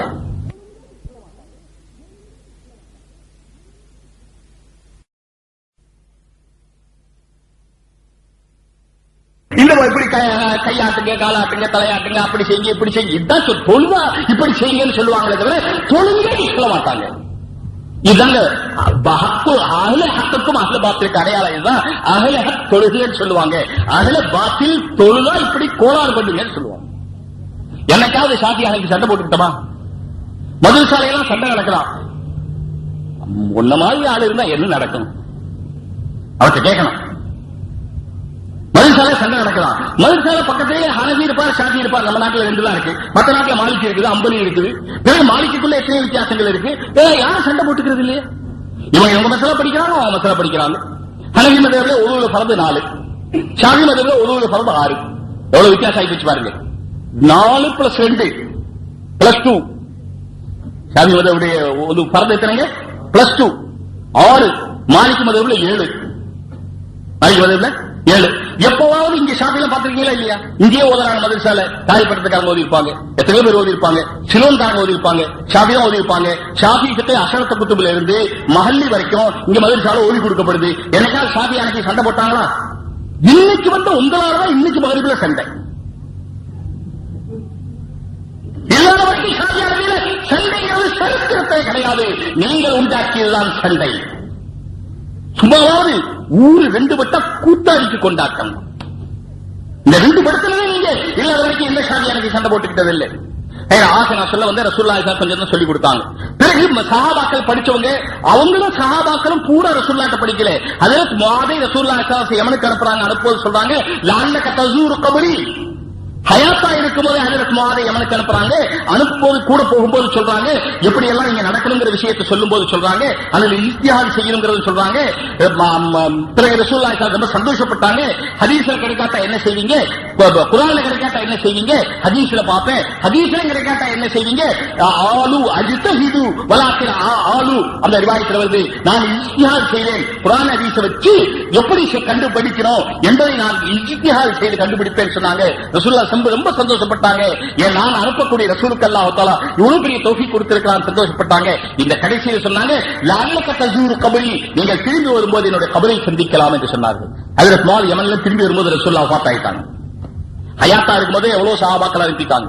பிறகு ரசூலுல்லாஹ்வுடைய வஃபாத்துக்கு முன்னாலே ஹஜ்ஜத்துல் விதால எவ்வளவு சஹாபாக்கள் போயிட்டாங்க. அதுக்கு பிறகு ரசூலுல்லாஹ்வுடைய வஃபாத்துக்கு பிறகு சஹாபாக்கள் வெளிநாடுகளுக்கு போயிட்டாங்க. எங்க வரைக்கும் சைனாவுக்கு போனாங்க, இந்தோனேஷியாவுக்கு போனாங்க, இந்தியாவுக்கு வந்தாங்க. உலகத்திலே எந்தெந்த நாடுகள் இருந்துச்சோ அங்க எல்லாம் போனாங்க. மொரோக்கோ, இன்றைக்கு இருக்கிற மொரோக்கோ, அன்றைக்கு அதுக்கு மக்ரிபுல் அக்ஸான்னு பேரு, அதுதான் கண்டுபிடிக்கப்பட்டிருந்த நாட்டில் கடைசி. அதுக்கு பின்னால அட்லாண்டிக் மகாசமுத்திரம், அதுக்கப்புறம் அமெரிக்கா கண்டுபிடிக்கப்படல 1400 வருஷத்துக்கு முன்னாலே. ஹஜ்ரத் ஹுதைஃபா யமானி ரலியல்லாஹு தஆலா அன்ஹு நினைக்கிறேன், தங்களுடைய குதிரையை கடலுக்குள்ள நிறுத்தி வச்சு வெற்றி இஸ்லாத்தை பரப்பிக் கொண்டே போகிறார்கள். கொண்டு போய் மக்ரிபுல் அக்ஸாவுடைய கடைசியில அட்லாண்டிக் மகாசமுத்திரத்திலே தன்னுடைய குதிரையை நிறுத்தி, தன்னுடைய படையை பின்னாலே நிறுத்தி சொல்லுகிறார்கள், இந்த கடலுக்கு பின்னாலே, மகாசமுத்திரத்துக்கு பின்னாலே ஒரு நாடு இருக்கிறது என்று தெரியுமானால் லஹூத்துஹு, கப்பலில் படகில்லை, நான் இதில் குதித்து அந்த நாட்டுக்கு போவேன் என்று சொன்னார்கள், தீனை பரத்துவதற்காக. அப்படிப்பட்ட மாபெரும் உணர்ச்சியோடு சஹாபாக்கள் போய்கிட்டு இருக்கிறாங்க. இப்ப தீனுடைய புரோய அம்சங்கள், அதனுடைய சின்ன சின்ன விஷயங்கள், தொழில்குள்ள இது என்ன செய்யணும், அது என்ன செய்யணும், அது எப்படி செய்யணும், இது எப்படி செய்யணும், ஹஜ் எப்படி செய்யணும், ஹஜ்ஜில் எது செய்யக்கூடாது, எது செய்யணும், அரபாத்துல என்ன செய்யணும், மினாவில் என்ன செய்யணும், கல் எங்க பொறுக்கணும், சைத்தான கல் அடிக்கிறது எவ்வளவு பெருசா அடிக்கணும், அது போனா எவ்வளவு போகணும், எப்படி போகணும், அது குழியில் விழுகணுமா, விழுகக்கூடாதா, வெளியே விழுந்தா என்ன செய்யணும், இதெல்லாம் சொல்லிக் கொடுக்கிற ஒரு நேரம் இருந்தா ஒரு ஹஜ் தான் ரசூலுல்லாஹ் செய்தாங்க. குழு அன்னி மனாசிக்கும் சொன்னாங்க. இதெல்லாம் சொல்லிக் கொடுத்தது யாரு? பின்னால் இந்த சஹாபாக்கள் எவ்வளவு தெரிஞ்சாங்களோ அவர் சொல்லிக் கொடுத்துட்டே போனாங்க. ஆனால் விரிவடைந்த பொழுது, அதை சொல்லிக் கொடுக்க முடியாத நிலை வந்த பொழுதுதான் சஹாபாக்களே சில பேர் கொஞ்சம் கொஞ்சம் எழுதி வச்சிருந்தாங்க. பிறகு தாபியீன்கள், அப்பதான் இமாம் அபூ ஹனீஃபா 80ல பிறந்தாங்க. இந்த விஷயங்களை கேட்டதெல்லாம் எழுதி வச்சாங்க. அதை ஒட்டன காலத்தெல்லாம் அப்துல் ரஸாக் பிறந்ததும், இப்னு அபீ ஷைபா பிறந்ததும் இதெல்லாம் அதை ஒட்டின காலத்துல அந்த காலத்துல ஹதீஸ்களை எல்லாம் தொகுத்தாங்க. முஸன்னத் அபீ ஷைபா, இப்னு அபீ ஷைபா நீங்க எடுத்து பாத்தீங்கன்னு சொன்னா, முஸன்னத் அப்துல் ரஸாக் எடுத்து பாத்தீங்கன்னு சொன்னா, முஸன்னத் அப்துல் ரஸாக்கு பேரே இல்ல, முஸன்னத் இப்னு அபீ ஷைபாவுக்கு பேரே இல்ல. புகாரிக்காவது ஜாமிஉ ஸஹீஹ் எல்லாம் பேர் இருக்கு, மத்த கிதாபுல் சுனன் அதெல்லாம் பேர் இருக்கு, அதுக்கெல்லாம் பேரே இல்ல. வெறும் ஹதீஸ்களை ஒன்று சேர்த்து சொன்னார்கள் அப்துல் ரஸாக் தொகுத்த ஹதீஸ் கிதாபு, அவ்வளவுதான் அது பேரு. முஸன்னத் கிதாபுக்கு பேர் இல்ல, அப்துல் ரஸாக் தொகுத்தது. முஸன்னத் இப்னு அபீ ஷைபா இப்படி தோத்து வச்சுக்கிட்டே இருந்தாங்க. இப்பதான் இமாம் அபூ ஹனீஃபா பார்த்தாங்க, இப்ப இதுக்கெல்லாம் சேர்த்து மக்களுக்கு எப்படி விளக்கம் சொல்றது, மக்கள் எப்படி விளக்குவாங்க, உலகத்தில் இஸ்லாம் பரவிக்கொண்டே போகுது. ஆகையினால் மக்கள் சுருக்கமா விளங்குற மாதிரி நம்ம ஏதாவது ஒரு அடிப்படை செய்து வைக்கிறது. முதல்ல கிதாப் எழுதியது இது சம்பந்தமாக, தீன் சம்பந்தமாக, மசாயில் சம்பந்தமாக, மக்கள் விளைவிக்கிறதுக்கு சம்பந்தமாக முதல்ல கிதாப் எழுதின இமாம் அபூ ஹனீஃபா தான் கிதாபுர் ராய் எழுதினாங்க. அதுக்கு பின்னால் கிதாபு சியர் எழுதினாங்க. அதே காலத்துல கிதாபுல ஆசாரம் எழுதுறாங்க. ஆனா அதெல்லாம் இப்ப இந்த காலத்துல அந்த கிதாபுகள் இல்லை. ஆனா அந்த கிதாபுகளிலிருந்து தொகுக்கப்பட்ட, அதிலிருந்து விரிவாக எழுதப்பட்ட கிதாபுகள் இப்ப நம்ம கையில இருக்கு. இப்ப இந்த கிதாபை காமிச்சு உதாரணமா ஃபத்வா மெயின் இருக்கு, யானா இருக்கு, கேட்டது இங்க போன வாரம் கூட ஆகல, இன்னும் ஒரு வாரம் கூட ஆகல. அந்த கிதாபுல அப்படி எழுதி இருக்கு, இந்த கிதாபுல எப்படி எழுதி இருக்கு, ஹிதாயால எப்படி எழுதி இருக்கு, துருல் எப்படி எழுதி இருக்கு. துருலிமா அபூ ஹனீஃபா எழுதினாரா? துருல் எங்க நன்னா எழுதினாரு, தெரியாதா? கூறுகட்ட ஆளுகளை துர்ரே எழுதுவாங்க. இமாம் அபூ ஹனீஃபா இமாம் அபூ ஹனீஃபா மொத்தமான உசூல் எழுதி வச்சுட்டு போனாங்க. அந்த உசூலை இமாம் முஹம்மது இப்னு அபூ யூசுப் சொன்னாங்க. அதுக்கு பின்னால அதே காலத்துல இமாம் மாலிக் இருந்தாங்க. இமாம் அபூ ஹனீஃபா 50ல பிறந்தாங்க, 80ல பிறந்தாங்க. இமாம் மாலிக் 95ல பிறந்தாங்க. இமாம் ஷாஃபி 150ல பிறந்தாங்க. இமாம் அஹ்மது பின் ஹம்பல் 164ல பிறந்தாங்க, ஹிஜ்ரி 124. ஒருத்தர் கேட்டிருக்கிறார், அங்க பேசினாரு, யாரா திருத்தி கொடுத்துட்டாங்க. 11ஆம் நூற்றாண்டில் இமாம் ஷாஃபி பிறந்தாங்க. 11ஆம் நூற்றாண்டு தான் 1100ல 300 வருஷம் தான் இமாம் ஷாஃபி பிறந்து. சொல்லிட்டாரு, 2-3 தடவை அதை சொல்றாரு. பக்கத்தில் இல்ல 100, வெறும் 100. இப்ப ஒருத்தர் கேள்வி எழுதி கொடுத்திருக்காரு, ஜோப்ல இருக்கு, கடைசியில் நேரம் தான் சொல்லுவேன். 11ஆம் நூற்றாண்டில் இமாம் ஷாஃபி பிறந்தது. சோழர்களே கொஞ்சம் உசூல் எழுதி வச்சாங்க. இப்ப உதாரணத்துக்கு நான் சில உசூல் சொல்ல போறேன், பாரு நேரம் போய்கிட்டே இருக்கு.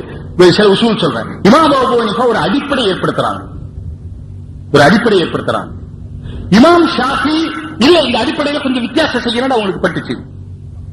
இமாம் ஷாஃபி ஃபகீஹாக இருந்தாங்க, முஹத்திஸாக இருந்தாங்க, அதோட ஃபல்சஃபா தெரிஞ்சவர்களா இருந்தார்கள், தத்துவங்கள் தெரிஞ்சவங்களா இருந்தாங்க.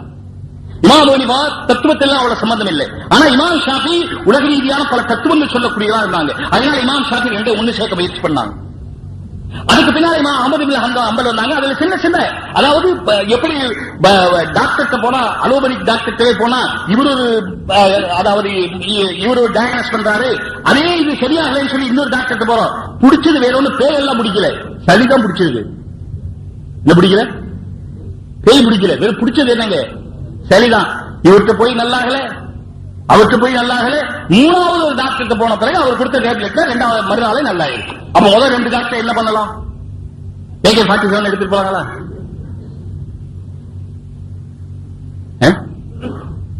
என் பேரு AK தான், ஆக்காதான். அது 47, நான் 44. பிறந்த வருஷம் சொல்றேன். அது AK-47, நானு 4. இமாம் அபூ ஹனீஃபா அந்த அபிப்பிராயங்கள் எழுதினாங்க, இப்படி இருக்குன்னு சொல்லி. இமாம் ஷாஃபி அதுல கொஞ்சம் வித்தியாசம், ஜுஸீ மசாயில். அதான் நான் சொன்னேன், சளி பிடிச்சதுக்கே 3 டாக்டர்கிட்ட போக வேண்டியது இருக்கு. அப்ப மார்க்கத்துடைய மசாலா வழங்குறதுக்கு 3 பேர்ட்ட கேட்டா என்ன தப்பு? எந்த டாக்டருக்கு சரியாக அந்த டாக்டர் பார்த்துக்க வேண்டியதான். அவர்கிட்ட வைத்தியம் ஆகும்போது அவர் எழுதின டேப்லெட் சாப்பிடும் போதே இவரு கொடுத்ததையும் சாப்பிட்டுக்கலாம், அவர் கொடுத்ததையும் சாப்பிட்டுக்கலாம். 3 மருந்துகளை பின்பற்றிக்கிறது இப்படித்தான். 3 டாக்டர் கொடுத்த மாதிரி தான். என்ன அவங்க அடுத்த வருஷம் ஆகிறான், இந்த வருஷம் சேர்த்துலாம். இந்த காலத்துல டாக்டர் பேஷண்ட் விட டாக்டர் அதிகம். அது எப்படி கேக்குறீங்களா? பேஷண்ட் விட டாக்டர் அதிகம். அப்படி வருவாங்க, இழைச்சு போயிட்டீங்களே. நான் உடனே சொல்லுவேன், உடம்பு வேண்டாம் இழைச்சிருக்கேன், மனசு இழைக்கலேன். இப்ப கூட சொன்னேன், யார்கிட்ட சொன்னேன், வயசாகி போச்சுன்னு. வயசு உடலுக்கு தான் ஆயிருக்கு, மனசுக்கு இன்னும் ஆகலை. மனசுக்கு இன்னும் வயசாகல. எல்லா வகையான முன்னேற்றங்கள் நம்ம சமுதாயத்தில் வரணுங்கிற ஆசை இருக்கு, ஆனா செய்ய உடல் ஒத்துழைக்கல, அது வேற விஷயம். ஆனால் மனசுக்கு போகவே. இதுக்கு சொல்ல வந்த டாக்டர் நிறைய இருக்கான் அப்படின்னு என்ன பார்த்துட்டு கேட்பாங்க, இழைச்சு போயிட்டீங்களே. இழைக்கிறது எனக்கு 1 கிலோ 2 கிலோ முன்ன பின்ன ஆகுது, ஒன்றும் பெரிய கவலை இல்லை, உடம்பு நல்லா இருக்கு, சரி. அப்போ அவர் வருவாரு, நீங்க இந்த இந்த இந்த இந்த கஷாயம் வாங்கி இந்த டேப்லெட்ல கலந்து இப்படி சாப்பிட்டா சரியா போயிடும். இவர் வந்து சொல்லிட்டு போயிட்டாங்களா, அடுத்த அரை மணி நேரத்தில் இன்னொருத்தர் வருவாரு, நீங்க அந்த மெட்ராஸுக்கு போய் அது அப்படி செஞ்சா நல்ல. இப்போ ஒரே நாள்ல 10 பேர் மருந்து சொல்லிட்டு போறாங்க. என்ன பண்ணலாம்? இப்ப நமக்கு தேவை இந்த இடத்துல வியாதியை பொறுத்துக்கிறோமோ இல்லையோ, வர்றவங்களுடைய தொல்லையை பொறுத்துக்கணும்.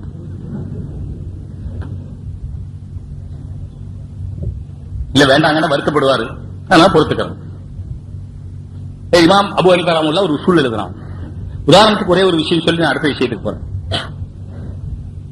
ஒவ்வொருத்தர் அடிப்படை ஒண்ணு அமைச்சாங்க. இன்னைக்குள்ளவங்கிட்ட கேளுங்க, உங்க அடிப்படை என்ன? நீங்க எந்த அடிப்படையில் செய்யாற்றுகிறீர்கள்? இந்திய நாட்டுக்கு ஒரு அடிப்படை இருக்கா இல்லையா? ஒரு அரசியல் சாசனம் இருக்கா இல்லையா? அந்த சாசனத்தை வச்சுதான் நாட்டை ஆள முடியும்.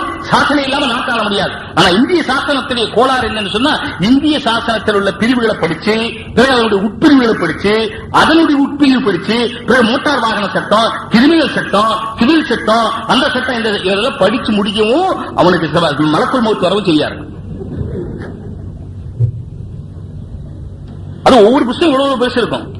குர்ஆன் ஓத மாட்டேன்னு சொன்னேன்ல, அதுக்கு தான் இவ்வளவு புத்தகம் கொடுத்து உட்கார வச்சது. பிறகு சட்டத்தில் ஓட்டைகள், சட்டத்தில் ஓட்டைகள் பாருங்க, எவ்வளவு பெரிய ஊழல்கள் உலகத்தில் நடக்குது. ஆனாலும் சந்து புந்தில சிக்காம போறால் போயிட்டு தான் இருக்கிறான். சிக்கன யார் தெரியுங்களா? அவசரமா ஒண்ணுக்கு பதில் ரோட்டோரத்தில் ஒண்ணுக்கு இருந்தவன் தான் சிக்கனவன். 60 லட்சம் வரி பாக்கிங்கிறான், 1 கோடி வரி பாக்கிங்கிறான். யாருக்குன்னு சொல்ல மாட்டாங்க, நீங்கள் தெரியும். பூரா ஸ்டார்ஸ் லட்சக்கணக்கில் வரி பாக்கி இருக்கிறதெல்லாம் அவங்க தான், பெரிய பெரிய மேதாவிகள். அவங்க இடம் போய் பேட்டி காண்றது. அட வெறும் சதையும் அதையிட வச்சு வியாபாரம் பண்ணக்கூடிய தரித்திரங்கள், சதை வியாபாரம் செய்யக்கூடிய, என்ன சொல்றதா, இறைச்சி வியாபாரம். சினிமா ஸ்டார்ஸ் என்னங்க, இறைச்சி வியாபாரம், சதி வியாபாரம், தங்களுடைய அழகை மட்டும் முதலீடாக வைத்து வியாபாரம் செய்யக்கூடிய இந்த தேவாலயத்தில் போய் பேட்டி எடுத்து அவங்க சொல்றாங்க. அந்த பேட்டி எல்லாரும் பாக்குறாங்க. அதுல சொன்னார் டிவி டிவி டிவி திரும்ப திரும்ப. நம்ம உண்மையான விஷயம் அது. இன்னைக்கு பார்த்தா எல்லாமே அப்படிதான் ஆயிப்போச்சு. அதுல போய் பேட்டி, இதை ரசிக்கிறவங்க. என்ன பேட்டி? உங்களுக்கு உலகத்தை பத்தி என்ன தெரியும்? அரசியலை பத்தி என்ன தெரியும்? நீங்கள் அரசியலுக்கு வந்தால் நல்லா இருக்குமே. அட நடிக்கிறதே ஒழுங்கா நடிக்கிறது இல்லைன்னு அரசியலுக்கு வருவான். இப்ப கேட்கிறாரு, இதை பாக்குறதுக்கு நம்மள மாதிரி ஆளுங்க.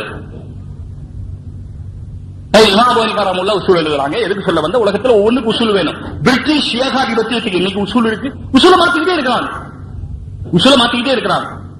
அதில் சொன்ன மாதிரி ஆண்களுக்கு கல்யாணம் செய்து வைக்கிற சட்டம் 14 நாட்கள் ஆண்களுடைய உரிமை, கே ரைட்ஸ். 14 நாட்கள் சட்டம் இயற்றப்பட்டு போச்சு. அவங்களுடைய ஊர்வலங்கள் நடக்குது. ஆணோடு திருமணம் செய்து, இனி அதுக்கப்புறம் லெஸ்பியன்ஸ் வேற, அது வேற. இனி உலகத்தை உற்பத்தி பண்றான். அட பைத்தியங்களா, ஆம்பளையும் பொம்பளையும் சேர்ந்து ஒழுங்கா குடும்பம் நடத்த முடியலையே, நீங்க என்ன செய்வானது இல்ல. தரித்திரங்கள் இப்படி எல்லாம் வந்து சேருது. இதெல்லாம் உலகத்தில் அனுமதிக்கப்பட்டது, சட்டம் இயற்றாங்க. அங்க அவர் ஒரு பெரிய கிதாப் எடுத்து வாசி காமிக்கிறார், ஃபத்வல் முயின். அதுக்கு பேரு யானா, இதுக்கு பேரு ஃபத்வல் முயின். அப்படி எழுதிருக்கு, யானாவில் இப்படி எழுதிருக்கு. ஒரு மௌக்கூலுக்கும் சேர்ந்து அதுல ஆண் ஒரு மனித உருவத்தில் குழந்தை பிறந்தா அது என்ன செய்யலாம், அதை பத்தி பேசியிருக்கிறார். இது நடக்கும். ஞாபகம் வந்தா சொல்ற பின்னால உசூல் எழுதுறாங்க. அந்த உசூல் உதாரணத்துக்கு ஒண்ணு சொல்ற. அதாவது இமாம் அபூ ஹனீஃபாவுடைய உசூல்ல என்ன இருக்குன்னு சொன்னா, அடிப்படை உசூல் இமாம் ஹனீஃபா ஒன்னு இருக்கு, இமாம் ஷாஃபி ஒன்னு இருக்கு, இமாம் மாலிக் ஒன்னு இருக்கு, இமாம் அஹ்மது பின் ஹம்பல் இருக்கு. இமாம் அபூ ஹனீஃபாவுடைய அடிப்படை உசூலே என்னன்னு சொன்னா, பல வகையான ரிவாயத்து வந்திருந்தால் அந்த ரிவாயத்துகளை ஒன்னோடு ஒன்று எதையும் விடாமல் செய்யணும். அத்தவாஃபுக் பைன ரிவாயாத், எதையும் விடக்கூடாது, அப்படி அமல் செய்யணும். இது இமாம் அபூ ஹனீஃபாவுடைய உசூல். இமாம் மாலிக் ரஹ்மத்துல்லாஹி உசூல் தாமலே அஹ்ல மதீனா, மதீனாவாசிகள் எதை அமல் செய்யறாங்களோ அதைத்தான் மெயினா எடுத்துவாங்க. ஏன்னா மதீனாவாசிகள் ரசூலுல்லாஹ் பார்த்தவங்க, அதனால அதை முக்கியமா எடுத்துவாங்க. இமாம் ஷாஃபி குவத்தை சனத், ஒரு ரிவாயத்தினுடைய எந்த ரிவாயத்துடைய சனத் வலுவாக இருக்கிறதோ அதை எடுத்துக்கொள்வாங்க. இப்படி ஒவ்வொருத்தருக்கும் ஒரு உசூல் இருக்கு. இமாம் அஹ்மது பின் ஹம்பல் சலஃபுடைய ஃபத்வாக்கள், சஹாபாக்களுடைய ஃபத்வாக்கள், அதாவது தாபீகளுடைய ஃபத்வாக்களை இமாம் அஹ்மது பின் ஹம்பல் எடுத்துக்குவாங்க. இந்த 4 பேருடைய அசல் இது. இப்ப இமாம் அபூ ஹனீஃபாவுடைய அசலுக்கு மட்டும் ஒரு உதாரணம் சொல்றேன். நோன்பு வைக்கிறத பத்தி ஹதீஸ்ல என்ன வந்திருக்கு? நோன்பு வைக்கிறத பத்தி ஹதீஸ்ல வந்திருக்கு. அதாவது நீங்க பிரயாணத்துல லைஸ மினல் பிர்ரி அஸ்ஸியாமு ஃபி ஸஃபர், பிரயாணத்தில் நோன்பு வைப்பது நல்லதல்ல. இது ஒரு ஹதீஸ் இருக்கு. இதுவும் சரியான ஹதீஸ். நாங்க ஹதீஸ் பார்த்தாமல் செய்வோம், அதை குதிக்கிறாங்க, அது மட்டும் அதை போய் முட்டுறாங்க. அதனாலதான் இந்த ஃபேன் போடல. நீங்க கஷ்டப்படுவீங்க எல்லாம் தெரியும், ஆனா கூட ஃபேன் போடல. என்ன போய் குதிக்கிற ஆள் இருக்காங்க. குதிச்சா என்ன ஆகும்? அதுல போய் முட்டனா என்ன ஆகும்? வேகமா முட்டா குளோஸ். ரிவாயத்திற்கு லைசமியல் பிர்ரியா சியாமு சஃபர், சஃபரிலே பிரயாணத்திலே நோன்பு வைப்பது நல்லதில்லை. இதுவும் சரியான ஹதீஸ். இன்ஷீத்த ஃபஸும் வஇன்ஷீத்த ஃபத்ருக், ஃபத்ர், விரும்பினால் பிரயாணத்தில் நோன்பு வைங்க, விரும்பாட்ட விட்டுருங்க. இதுவும் ஒரு ஹதீஸ், சரியான ஹதீஸ். ذهبல் முஃப்திரூன பில் அஜ்ர், நோன்பை விட்டவர்களுக்குத்தான் மிக பெரும் கூலி கிடைத்தது. பிரயாணத்தில் ஒரு பிரயாணத்தில் நோன்பு விட்டவங்க தான் நம்ம வேலை செய்தாங்க. நோன்பு வச்சவங்க பாவம் அழுத்து போய் படுத்துட்டாங்க. நோன்பு விட்டவங்க தான் நோன்பு வச்சவங்களுக்காக சேர்த்து வேலை செய்தாங்க ஒரு பிரயாணத்தில் ரசூலுல்லாவோட. அப்ப ரசூலுல்லாஹ் சொன்னாங்க ذهبல் முஃப்திரூன பில் அஜ்ர், நோன்பை விட்டவர்களுக்குத்தான் பெரிய கூலி கிடைத்தது. அப்ப நோன்பு வச்சவங்களுக்கு பெரிய கூலி கிடைக்கல. இப்ப 3 ஹதீஸும் இருக்கு, என்ன அமல் செய்யறது? அப்போ இமாம் ஷாஃபி பார்த்தா இதுல சனது எது வலுவா இருக்குன்னு பார்ப்பாங்க. ஒவ்வொரு இமாமும் ஒரு அடிப்படையை வச்சு பார்ப்பாங்க. இமாம் அபூ ஹனீஃபா 3 ஹதீஸ் மீதும் அமல் செய்கிறார்கள். எப்படி? நோன்பு வைக்காமல் இருப்பதுங்கிறது, நோன்பு வைக்காமல் இருப்பதுங்கிறது நிர்பந்த நிலையில, நோன்பு வைக்காமல் இருக்கிறது நிர்பந்த நிலையில. நோன்பு இன்ஷீத்த ஃபஸும் வைல்லா ஃபத்ர், நீங்க நாடான நோன்பு வைங்க, இல்லாட்டா இருங்கன்னு சொன்னா இது இஷ்டம் கொடுக்கப்பட்டிருக்க, வச்சா தப்பு இல்லை. ذهبல் முஃப்திரூன பில் அஜ்ர், யாருக்கு வலு கூடுதலாக இருக்கோ பிரயாணத்தில் நோன்பு வச்சாலும் எது கஷ்டப்பட மாட்டாங்களோ அப்படிப்பட்டவர்களாக இருந்தால், அதை நோன்பு வச்சா கஷ்டப்படுவாங்க இருந்தா அவங்களுக்கு விடுறது நல்லது. 3 சாராருக்குள்ள 3 ஹதீஸை தவிர ஒரே சாராருக்கு 3 ஹதீஸ் அல்ல. முஹம்மல் முத்தலக்கல் விளங்கணும். ஒரு கார்டியன் இல்லாம ஒரு பெண்ணை நிக்கா செய்யக்கூடாது, அப்படி ஒரு ஹதீஸ் இருக்கு. இன்னொரு ஹதீஸ் இருக்கு, அல் அய்யிமா ஹக்கு பி நஃப்ஸிஹா, ஒரு பருவமடைந்த பெண் தன்னை நிக்கா செய்து கொள்வதற்கு அவளே உரிமையுள்ளவள், அவளே செஞ்சுக்கலாம். பாலிகானால் அவளே நிக்கா செஞ்சுக்கலாம். அப்ப இந்த ஹதீஸ் என்ன சொல்லுது? ஒரு பெண் தானே நிக்கா செய்து கொள்ளலாம் பருவம் அடைந்தால், எந்த வழியும் தேவையில்லை, எந்த வழியும் தேவையில்லை. அந்த ஹதீஸ்ல என்ன இருக்கு? அல் அப்பா சொன்ன லா வலியே லா நிக்காஹ் இல்லா பிவலியின், வலி இல்லாம நிக்காஹ் இல்ல. இப்போ போட்டு மண்டை பிச்சுக்கிறாங்க. அது என்னங்க? அந்த ஹதீஸ்ல பார்த்தா வலி கட்டாயமா இருக்கணும்னு தெரியுது, இந்த ஹதீஸ்ல பார்த்தா வலி தேவையில்லை, ஒரு பெண் தானே நிக்காஹ் செய்யலாம் தெரியுது. அப்படியா இப்படியா அப்படியா இப்படியா ஒண்ணுமே இல்லை. அதாவது அசல் சட்டம் என்னன்னு சொன்னா வலி இல்லாம நிக்காஹ் செய்யலாம். ஆனால் ஒரு பெண்ணுக்கு ஆணை தேர்ந்தெடுக்கிற விஷயத்திலே வலி இல்லாமல், தன்னுடைய தாய் தந்தை தன்னுடைய பொறுப்புதாரிகள் இல்லாமல் இவள் ஆணை தேர்ந்தெடுத்தால் இவள் சரியாக அவளுடைய வாழ்க்கை அமைய முடியாது. ஏனென்றால் ஒரு ஆணுடைய அந்தரங்க குணங்கள் என்ன, அவனுடைய குடும்பம் என்ன, அவனுடைய கோத்திரம் என்ன, அவனுடைய பண்பாடுகள் என்ன, அவனுடைய ஒழுக்கம் என்ன என்பதை வீட்டுக்குள்ளே இருக்கிற ஒரு பெண் புரிந்து கொள்ள முடியாது. ஆகையினால் ஒரு பெண்ணுடைய பொறுப்பு என்னன்னு சொன்னா, தன்னுடைய தாய் தந்தை அல்லது தன்னுடைய பொறுப்புதார்கள் என்ன சொல்றாங்களோ அவர்கள் சொல்லுகிறபடி கேட்டு நிக்காஹ் செய்வதுதான் ஒரு பெண்ணுக்கு அழகு என்பதை இந்த ஹதீஸ் சொல்லுது. அந்த ஹதீஸ் ஒரு சமயம் ஒரு பெண் தன்னுடைய கணவனை தேர்ந்தெடுக்கிற உரிமையும், அதாவது விவரமும் விளக்கமுள்ள பெண்ணாக இருந்து தன்னுடைய கணவனை அவள் தேர்ந்தெடுத்துக் கொண்டால் தப்பில்லை என்பதை அந்த ஹதீஸ் சொல்லுது. 2 ஹதீஸ் 2 சாராருக்கு. பாருங்க, உதாரணமா இன்னொன்னு உதாரணம் சொல்றேன். பிச்சைக்காரர்களை விரட்டாதீங்க, அம்ம சாயில பலாத்தன்ஹர், பிச்சைக்காரங்களை விரட்டாதீங்க. இன்னும் ஹதீஸ்ல இருந்து தெரியறது என்னன்னு சொன்னா, ஏராளமான குர்ஆன் ஆயத்து, பிச்சைக்காரனை விரட்டினா நீ அதை விட பெரிய பிச்சைக்காரன் கொடு, அல்லது இப்படியே தடை பார்த்தாரு, கொஞ்சம் கனமான காசு, காசுலயே கொஞ்சம் கனமான காசு, எத்தனை விளங்குது? 5 ரூபா. சில்லறையே இல்ல, அவன் பிச்சைக்காரன், நீ ரூபாய் வச்சுக்கிட்டு சில்லறை இல்லைன்னு சொல்லி இது எப்படி ஆளு? பேசாம அவன் இடத்துல நீ இருக்கலாம், ஏதோ அவன் இருக்கிறத கொடுத்துட்டு போவான். குறுக்கண சகோதரர்களே, சொர்க்கமே தர்மத்தின் மீது தான் நிர்ணயிக்கப்படுது. நல்ல ஞாபகம், இந்த பூரா பயான்ல எதோ மறப்பீங்களோ விடுவீங்களோ, சொர்க்கம் தர்மத்தின் மீது நிர்ணயிக்கப்படுது. ஒரு பக்கம் பள்ளிவாசல்ல செய்யற இபாதத்திற்கு, ரம்ஜான்ல வைக்கிற நோன்பு இருக்கு, ஒரு பக்கம் கடமையான ஜக்காத் இருக்கு, ஒரு பக்கம் மக்காவுக்குள்ள போய் செய்யற ஹஜ் இருக்கு. ஆனால் இன்னொரு பக்கம் விசாலமான மனம், எல்லாருக்கும் கொடுக்கணும், எல்லாம் நல்லா இருக்கணும். தர்மம்ங்கிறது காசுக்கு மட்டும் பேர் இல்ல, குணத்தாலும் தர்மம், பேச்சால் தர்மம், பார்வையால் தர்மம், கேள்வியால் தர்மம். ஒருத்தருக்கு முன்னால் உட்கார்ந்தோம், சில பேர் இருக்காங்க, அவங்க விஷயத்தை சொல்லுவாங்க, அவங்க தெரிஞ்ச அளவு அவங்க பேசுவாங்க, அதை கேட்டுக்கிட்டு புன்சிரிப்போடு இருக்கிறது பாருங்க. தலக்கத்துல் வஜ்ஹியால அஹீக சதகத்துன், உன்னுடைய நண்பருக்கு முன்னாலே நீ புன்சிரிப்போடு அவர் பேச்ச கேட்டுக்கிட்டு அறுக்காதே சொல்லாம நீ அறுக்காம சும்மா உட்கார்ந்து இருந்தா அது சதக்கான்னு சொல்லட்டமா. போனங்க அவர் அறுத்தாரு பாருங்க, இவர் இருக்கிறார் நம்மள.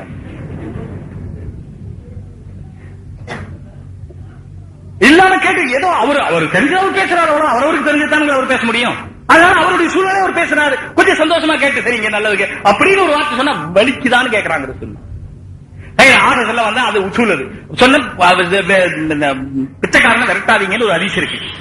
இன்னொரு ஹதீஸ் இருக்கு, பிச்சை எடுத்தால் கியாமத்து நாள்ல நீ முகத்திலே இறைச்சி இல்லாமல் எலும்பு கூடாக வருவாய், செத்தாலும் சரி பிச்சை எடுக்காதே. பிச்சை எடுக்காதேன்னு ஒரு ஹதீஸ் இருக்கு, பிச்சை கேட்டா கொடுக்காம இருக்காதேன்னு ஒரு ஹதீஸ் இருக்கு. இப்போ ஒரு பிச்சை கேட்டு வந்தா இவர் பயான் செய்யறார், பிச்சை எடுக்காதே ஹதீஸ்ல வந்திருக்கு. அவன் எந்த ஹதீஸ் பயான் செய்யறாங்க? யார் வந்து கேட்டாலும், குதிரை மேல வந்து கேட்டாலும் பிச்சை கொடு. யார் பிச்சைக்காரன்? இவருக்கு ஹதீஸ் சொல்றான்.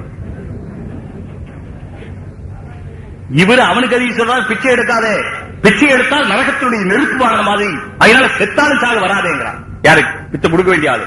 பிச்சை வாங்குறவன் என்ன சொல்றான்? குதிரை மேல வந்து கேட்டாலும் பிச்சை எடு. இப்ப யானை மேல வந்து கேட்கறான். குதிரை அந்த காலத்துல குதிரைன்னு சொன்னான். இங்க நான் சொல்றேன், பிச்சை கொடுங்கிற ஹதீஸ் தனவந்தர்களுக்குள்ள ஹதீஸ். இவங்க எந்த ஹதீஸ் பார்க்க கூடாது? பிச்சை எடுக்காதேங்கிற ஹதீஸ் இவங்க பார்க்கவே கூடாது. பிச்சை எடுக்காதேங்கிற ஹதீஸ் யாருக்கு? பிச்சைக்காரனுக்குள்ள ஹதீஸ். அவன் செத்தானுக்காக பிச்சை எடுக்கக்கூடாது, அது அவனுக்குள்ள ஹதீஸ். அந்த ஹதீஸை இவன் சொல்லக்கூடாது, இது இவனுக்குள்ள ஹதீஸ். இந்த ஹதீஸை அவன் சொல்லக்கூடாது. ஹதீஸுக்கு அடிப்படை இருக்கு நண்பர்களே, அந்த அடிப்படையை விளங்கணும். இதெல்லாம் போக இந்த கிதாபுகள் எழுதப்பட்டுச்சு, பின்னால மசாலாக்கள் தொகுக்கப்பட்டுச்சு. இமாம் அபூ ஹனீஃபாவுடைய காலத்துல அவங்க பார்த்தாங்க, கொஞ்சம் மசாயில்கள் எல்லாம் தொகுத்து வச்சாங்க. அது கூட அபூ யூசுப் இருந்தாங்க, முகமது இருந்தாங்க, நிறைய பேர் ஜுபைர் இருந்தாங்க, 40 பேர் 45 பேர் இமாம் அபூ ஹனீஃபாவோட இருந்தாங்க. இப்ப ஹனஃபி மذஹப்னு சொல்றோம், அபூ ஹனீஃபாவுடைய மذஹப் ஹனஃபி மذஹப்னு சொல்றோம். இப்ப அபூ ஹனீஃபா சொன்னபடிதான் நம்ம எல்லாம் செய்யறோமா? ஹனஃபி மذஹப்காரங்க எல்லாம் ஹனஃபி மذஹபுடைய மசாலாக்கள்ல 100க்கு 15 தான் இமாம் அபூ ஹனீஃபாவுடைய சொல்படி தீர்ப்பு செய்யப்படுகிறது, ஃபத்வா கொடுக்கப்படுகிறது. 100க்கு 85 இமாம் அபூ யூசுப் இமாம் முகமது ரஹ்மத்துல்லாஹி ரெண்டு பேரும் சேர்ந்து சொன்ன கருத்துப்படி ஃபத்வா கொடுக்கப்படுது. அதிக ஃபத்வா எதன் மீது இருக்குங்க? இமாம் அபூ யூசுப் முகமது சொன்னபடி இருக்கு. 15% தான் இமாம் அபூ ஹனீஃபா சொன்னபடி இருக்கு. ஆனா அதை ஆரம்பிச்சு வச்சது அபூ ஹனீஃபாங்கிறதுனால ஹனஃபி மذஹப்னு சொல்றோம். நாம ஹனஃபி இமாம் அபூ ஹனீஃபாவை போப்பாண்டவராக ஏத்துக்கல. புரிஞ்சுக்கோ, இமாம் அபூ ஹனீஃபாவை யாரா ஏத்துக்கல? நமக்கு அந்த ஹதீஸ்களில் இருந்தெல்லாம் ஒரு அடிப்படை உண்டாக்கி சட்டம் சொன்ன காரணத்தினால அந்த அடிப்படையின் காரணமாக அவர்களை ஏற்றுக்கொள்ளுகிறோமே தவிர, அவர்கள் ரசூலுக்கு மாற்றாக சொல்லி இருந்தால், குர்ஆனுக்கு மாறாக சொல்லி இருந்தால் தூக்கி எறிந்து விடுவோம் அப்படின்னு நம்ம சொல்றதில்லை. இமாம் அபூ ஹனீஃபாவே சொன்னாங்க, இதான் அபூ ஹனீஃபாவே சொன்னாங்க, என்னுடைய கவுல் ரசூலுல்லாஹ்வுடைய கவுலுக்கு முகாலிஃபா இருந்தால் நீங்கள் என்னை பின்பற்ற வேண்டாம். இந்த ஹதீஸ் தான் அவங்க சொல்லுவாங்க. நான் என்னோட டெய்லியில் இப்ப காமிக்கிறது ஏதோ அப்படி சொன்னாங்க. இமாம் ஷாஃபி சொன்னாங்க, இதான் சஹல் மذஹபு ஹதீஸ் மذஹபி, ஹதீஸ் சரியானால் அதான் என்னுடைய மذஹப். இமாம் ஷாஃபி சொன்னாங்க. இமாம் மாலிக் சொன்னாங்க, இன்னமான இம்ரவுன் உக்தி வஸீவு, நான் ஒரு மனிதன் தவறும் செய்யலாம் சரியும் செய்யலாம், சரியாக இருந்தால் ஏற்றுக்கொள்ளுங்கள், இல்லாவிட்டால் விட்டு விடுங்கள். இமாம் அஹ்மத் பின் ஹம்பல் சொன்னார்கள், என்னுடைய கவுல் ஹதீஸுக்கு முகாலிஃபாக இருந்தால், ஹதீஸுக்கு மாற்றமாக இருந்தால் அதை சுவற்றின் மீது தூக்கி எறியுங்கள். வெறும் தூக்கி எறியுங்கள் சொல்ல, சுவத்து மேல அடிக்க அந்த ஹதீஸ், அந்த கவுல், அந்த பேச்சு உடைஞ்சு போகட்டும் சொன்னாங்க. அதில் ஜிதார் அந்த இமாம் அஹ்மத் பின் ஹம்பலுடைய வாக்கியத்தில் இருக்கு. அவங்களே சொன்னாங்க, எங்களுடைய வாக்கியங்கள், எங்களுடைய கருத்துக்கள், நாலு இமாம் சொல்லி இருக்கிறாங்க, எங்களுடைய கருத்துக்கள் ஹதீஸுக்கு குர்ஆனுக்கு மாற்றமா இருக்க முடியாது, ஹதீஸுக்கு மாற்றமாக இருந்தால் கூட நீங்கள் அதை விட்டு விடுங்கள் சொன்னாங்கன்னா என்ன அர்த்தம்ங்க? ஹதீஸுக்கு ஒத்திருந்தா நாங்க சொன்னதை பின்பற்றுங்கன்னு அர்த்தம். அவங்க வேண்டாம் வேண்டாம் சொன்னதுக்கு என்ன அர்த்தம்? ஒரு மாணவருக்கு நம்ம சொல்றோம், நான் சொல்ற தப்பா இருந்தா விட்டுருப்பா, என்ன அர்த்தம்? நான் சரியாத்தான் சொல்றேன் செய்ப்பான்னு அர்த்தம். விளங்காதவர்களுக்கு என்ன செய்யலாம்? எங்கேயாவது டாக்டர் மருந்து இருக்குங்களா வாங்கி கொடுக்கலாம், தூக்க மாத்திரை போட்டு படுக்க வச்சிடணும்.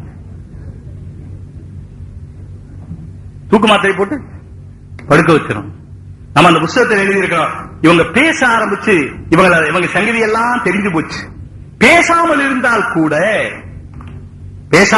இருந்திருந்தால் கூட பெரிய பேச்சாலியோ என்று நினைத்துக் கொண்டிருக்கலாம். பேசி கெடுத்து விட்டானே மனுஷன். குருபா மோசஸ்,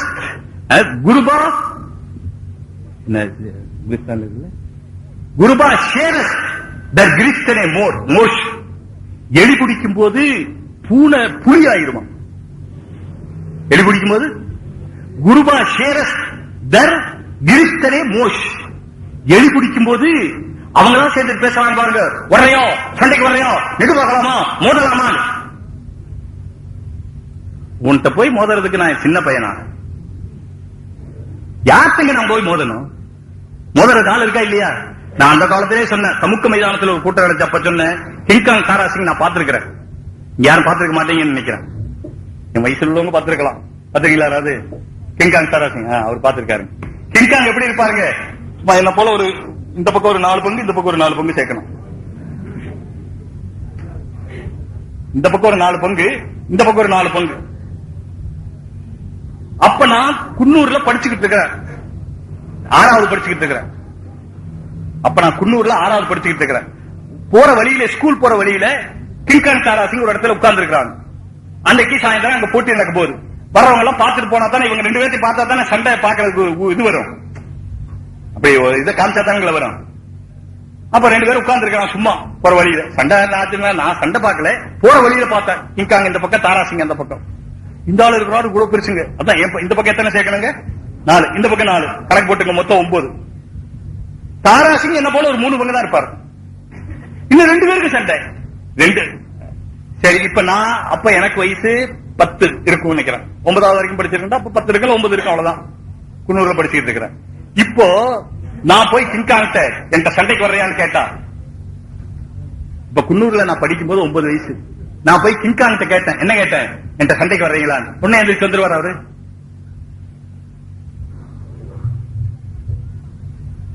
எங்க அஹ்லு சுன்னத் வல் ஜமாஅத் 1400 வருஷமா இருக்கு. நீ நேத்து முளைச்ச காலா நாளைக்கு காணாம். இந்த 10 வருஷத்துல 10 ஜமாஅத் ஆகலையா நீங்க? 10 வருஷத்துல 10 ஜமாஅத் ஆகலையா நீங்க? போன வருஷம் எங்க இருந்தீங்க? உங்க பேர் என்ன?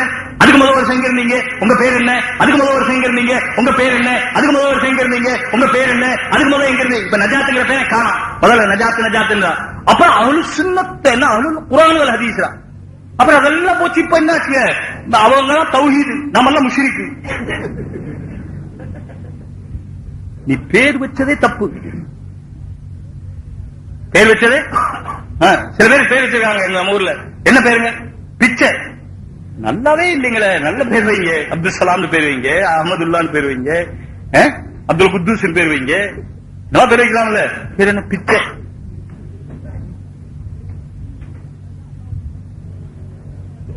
நல்லதான், அல்லாவோட போட்ட பிச்சை தான். அதுல என்ன சந்தேகம்?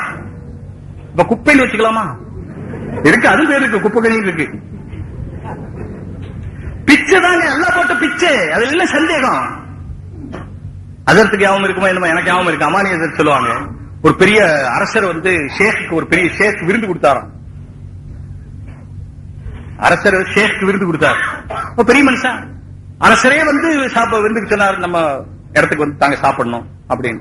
ஷேக் எங்கேயும் போற பழக்கம் இல்லை, இருந்தா கூட அரசரே நேரடியா சொல்லிட்டாரு. ஷேக் போனார், சரின்னு சொன்னார். ஆனா அரசர் சொல்லும்போது எப்படி சொன்னாரு, நம்ம வீட்டுக்கு நீங்க, நம்ம இடத்துக்கு நீங்க வரணும், நம்மகிட்ட இருக்கிற கூழோ கஞ்சியோ, அரசர் என்ன சொன்னாருங்க, கூழோ கஞ்சியோ சாப்பிடணும்னு சொன்னாரு. சரின்னு ஷேக் ஒரு நாள் போனாரு, சாப்பிட்டாரு. பார்த்தா ஒரு 100 வகை வச்சிருக்கு. முயல் கறியிலிருந்து, மான் கறியிலிருந்து, கொக்கு கறியிலிருந்து, எரும கறியிலிருந்து.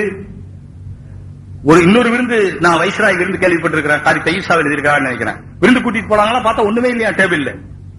ரொம்ப நேரம் உட்கார்ந்து பார்த்துட்டு அப்பதான் வீட்டுக்காரர் வந்தாரு. என்ன ஒண்ணும் சாப்பிட வரலையே? அப்பதான் சொன்னா, டிஃபனு கூட்டிட்டு போயிருந்தாங்களாம். அப்பதான் சொன்னாராம், டேபிளே கேக்கு தான், பிச்சு பிச்சு சாப்பிடுங்க. டேபிள் செஞ்சு போட்டுருந்தாங்களா, அதுவே கேக்காம். கேக் எப்படி செய்யலாம்ல, டேபிள் மாதிரியே கேக் செஞ்சு முன்னால வச்சிருக்கீங்க. இவங்க எல்லாம் சேர்ல உட்கார்ந்து இருக்காங்க, சாப்பாடு வரும். இப்ப டேபிளே பிச்சு திங்கணும், அப்படியெல்லாம் இருந்திருக்காங்க. இவரு போய் சொன்னாரு, நானும் பார்த்திருக்கிறேன். ஒரு தடவை சேலத்துல ஒரு 7-8 வருஷத்துக்கு முன்னால ஒருத்தர் சாப்பாடுக்கு சொன்னாரு, போறதுக்கு டைம் கிடைக்கல. நாங்க ஒரு 7-8 பேர் இருந்தோம், போறதுக்கு டைம் கிடைக்கல. கடைசி டீயாவது சாப்பிடணும்னு சொன்னாரு. அந்த டீக்கு இல்லைங்க, நாங்க வசதிக்கு பிறகு புறப்படுற மாதிரி சொன்னா, டீ இங்கேயே கொண்டு வந்து வச்சிடறேன், நீங்க மஸ்ஜிதுக்கு வெளியே உட்கார்ந்து டீ சாப்பிட்டு போயிருங்க. சரி பரவாயில்ல, டீ எப்போதும் சாப்பிடுறதானே, சாப்பிட்டு போறோம். போய் உட்கார்ந்தா ஒரு பெரிய ஸ்வீட் ஸ்டால்ல எத்தனை வகை இருக்குமோ அத்தனை இருந்துச்சு. என் வயசுல நான் பார்த்தது அதுதான் ரொம்ப பெருசு. டிஃபன்ல 4 வகை இருக்கலாம், 5 வகை இருக்கலாம், 10 வகை இருக்கலாம். ஒரு ஸ்வீட் கடையில என்னென்ன இருக்குமோ அத்தனை இருந்துச்சுங்க. நம்ம காலத்திலே நமக்கு நம்மள மாதிரி ஆளுக்கு இருந்து கொடுத்தவரே இப்படி கொடுத்திருந்தா, அந்த காலத்து அரசர், இப்ப இருக்கிறவங்களா அரசருங்களா? அதனால யாருக்குமே அரசர்னு பேர் இல்லை, கூட்டு பேர் வச்சா பிஎம். அதாவது இன்னைக்கு சாயந்தரம் இருக்கிறாரு, பிஎம் இருக்கிறாரு, ஏஎம் பத்தி தெரியாது. நாளைக்கு இருக்குமா, போயிருமா, நிக்கவே வேட்டி காணா போயிடும், தெரியாது என்ன நடக்குது. இன்னையோட முடிஞ்சிச்சு வேற, நாளை இருந்து என்ன நடக்க போகுது அல்லாஹ்க்கு தான் வெளிச்சம். அந்த மாதிரி காலம் ஓடிக்கிட்டு இருக்குது. அரசர் கூழோ கஞ்சியை சாப்பிடுங்கன்னு சொன்னார். இவரும் போனார், போய் பார்த்தா அங்க 100 வகை வச்சிருக்கு, சாப்பிட்டார். மறுபடியும் கொஞ்ச நாளைக்கு பிறகு இதுக்காக வச்சு நம்ம அரசருக்கு விருந்து கொடுக்கலாம். அமானியதை சொல்றேன் நல்லா இல்லதான், அசிங்கமா தான் இருக்கு. ஆனா கூட இவங்க நம்ம அதாவது அஹ்லு சுன்னத் வல் ஜமாஅத்தோட எங்க கூட வர்றியா எங்க கூட அட நாங்க 1400 வருஷமா இருக்கிறோம்ப்பா. நீ நேற்று வந்த இன்னைக்கு வந்துட்டு எங்க வர்றியாண்டா இது என்ன சொல்றதுக்கு இருக்குது? அவர் சொல்லுவார், ஒருத்தர் சொல்லுவார் ஒரிஜினல் பாங்குக்கு பதில் சொல்லலாம், ஒருத்தர் ஒரு மாதிரி மென்டல் போற வழியிலேயே அல்லாஹ் அக்பர் போயிட்டே போறான், அஷ்ஹது அல்லா இல்லாம பதில் சொல்லிட்டே இருக்குமா? ஒரிஜினல் பாங்கு சொல்ற பதில் சொல்லணும், சும்மா அல்லாஹ் அக்பர் பதில் சொல்லிட்டே இருக்குமா? இதன் தொடர்ச்சி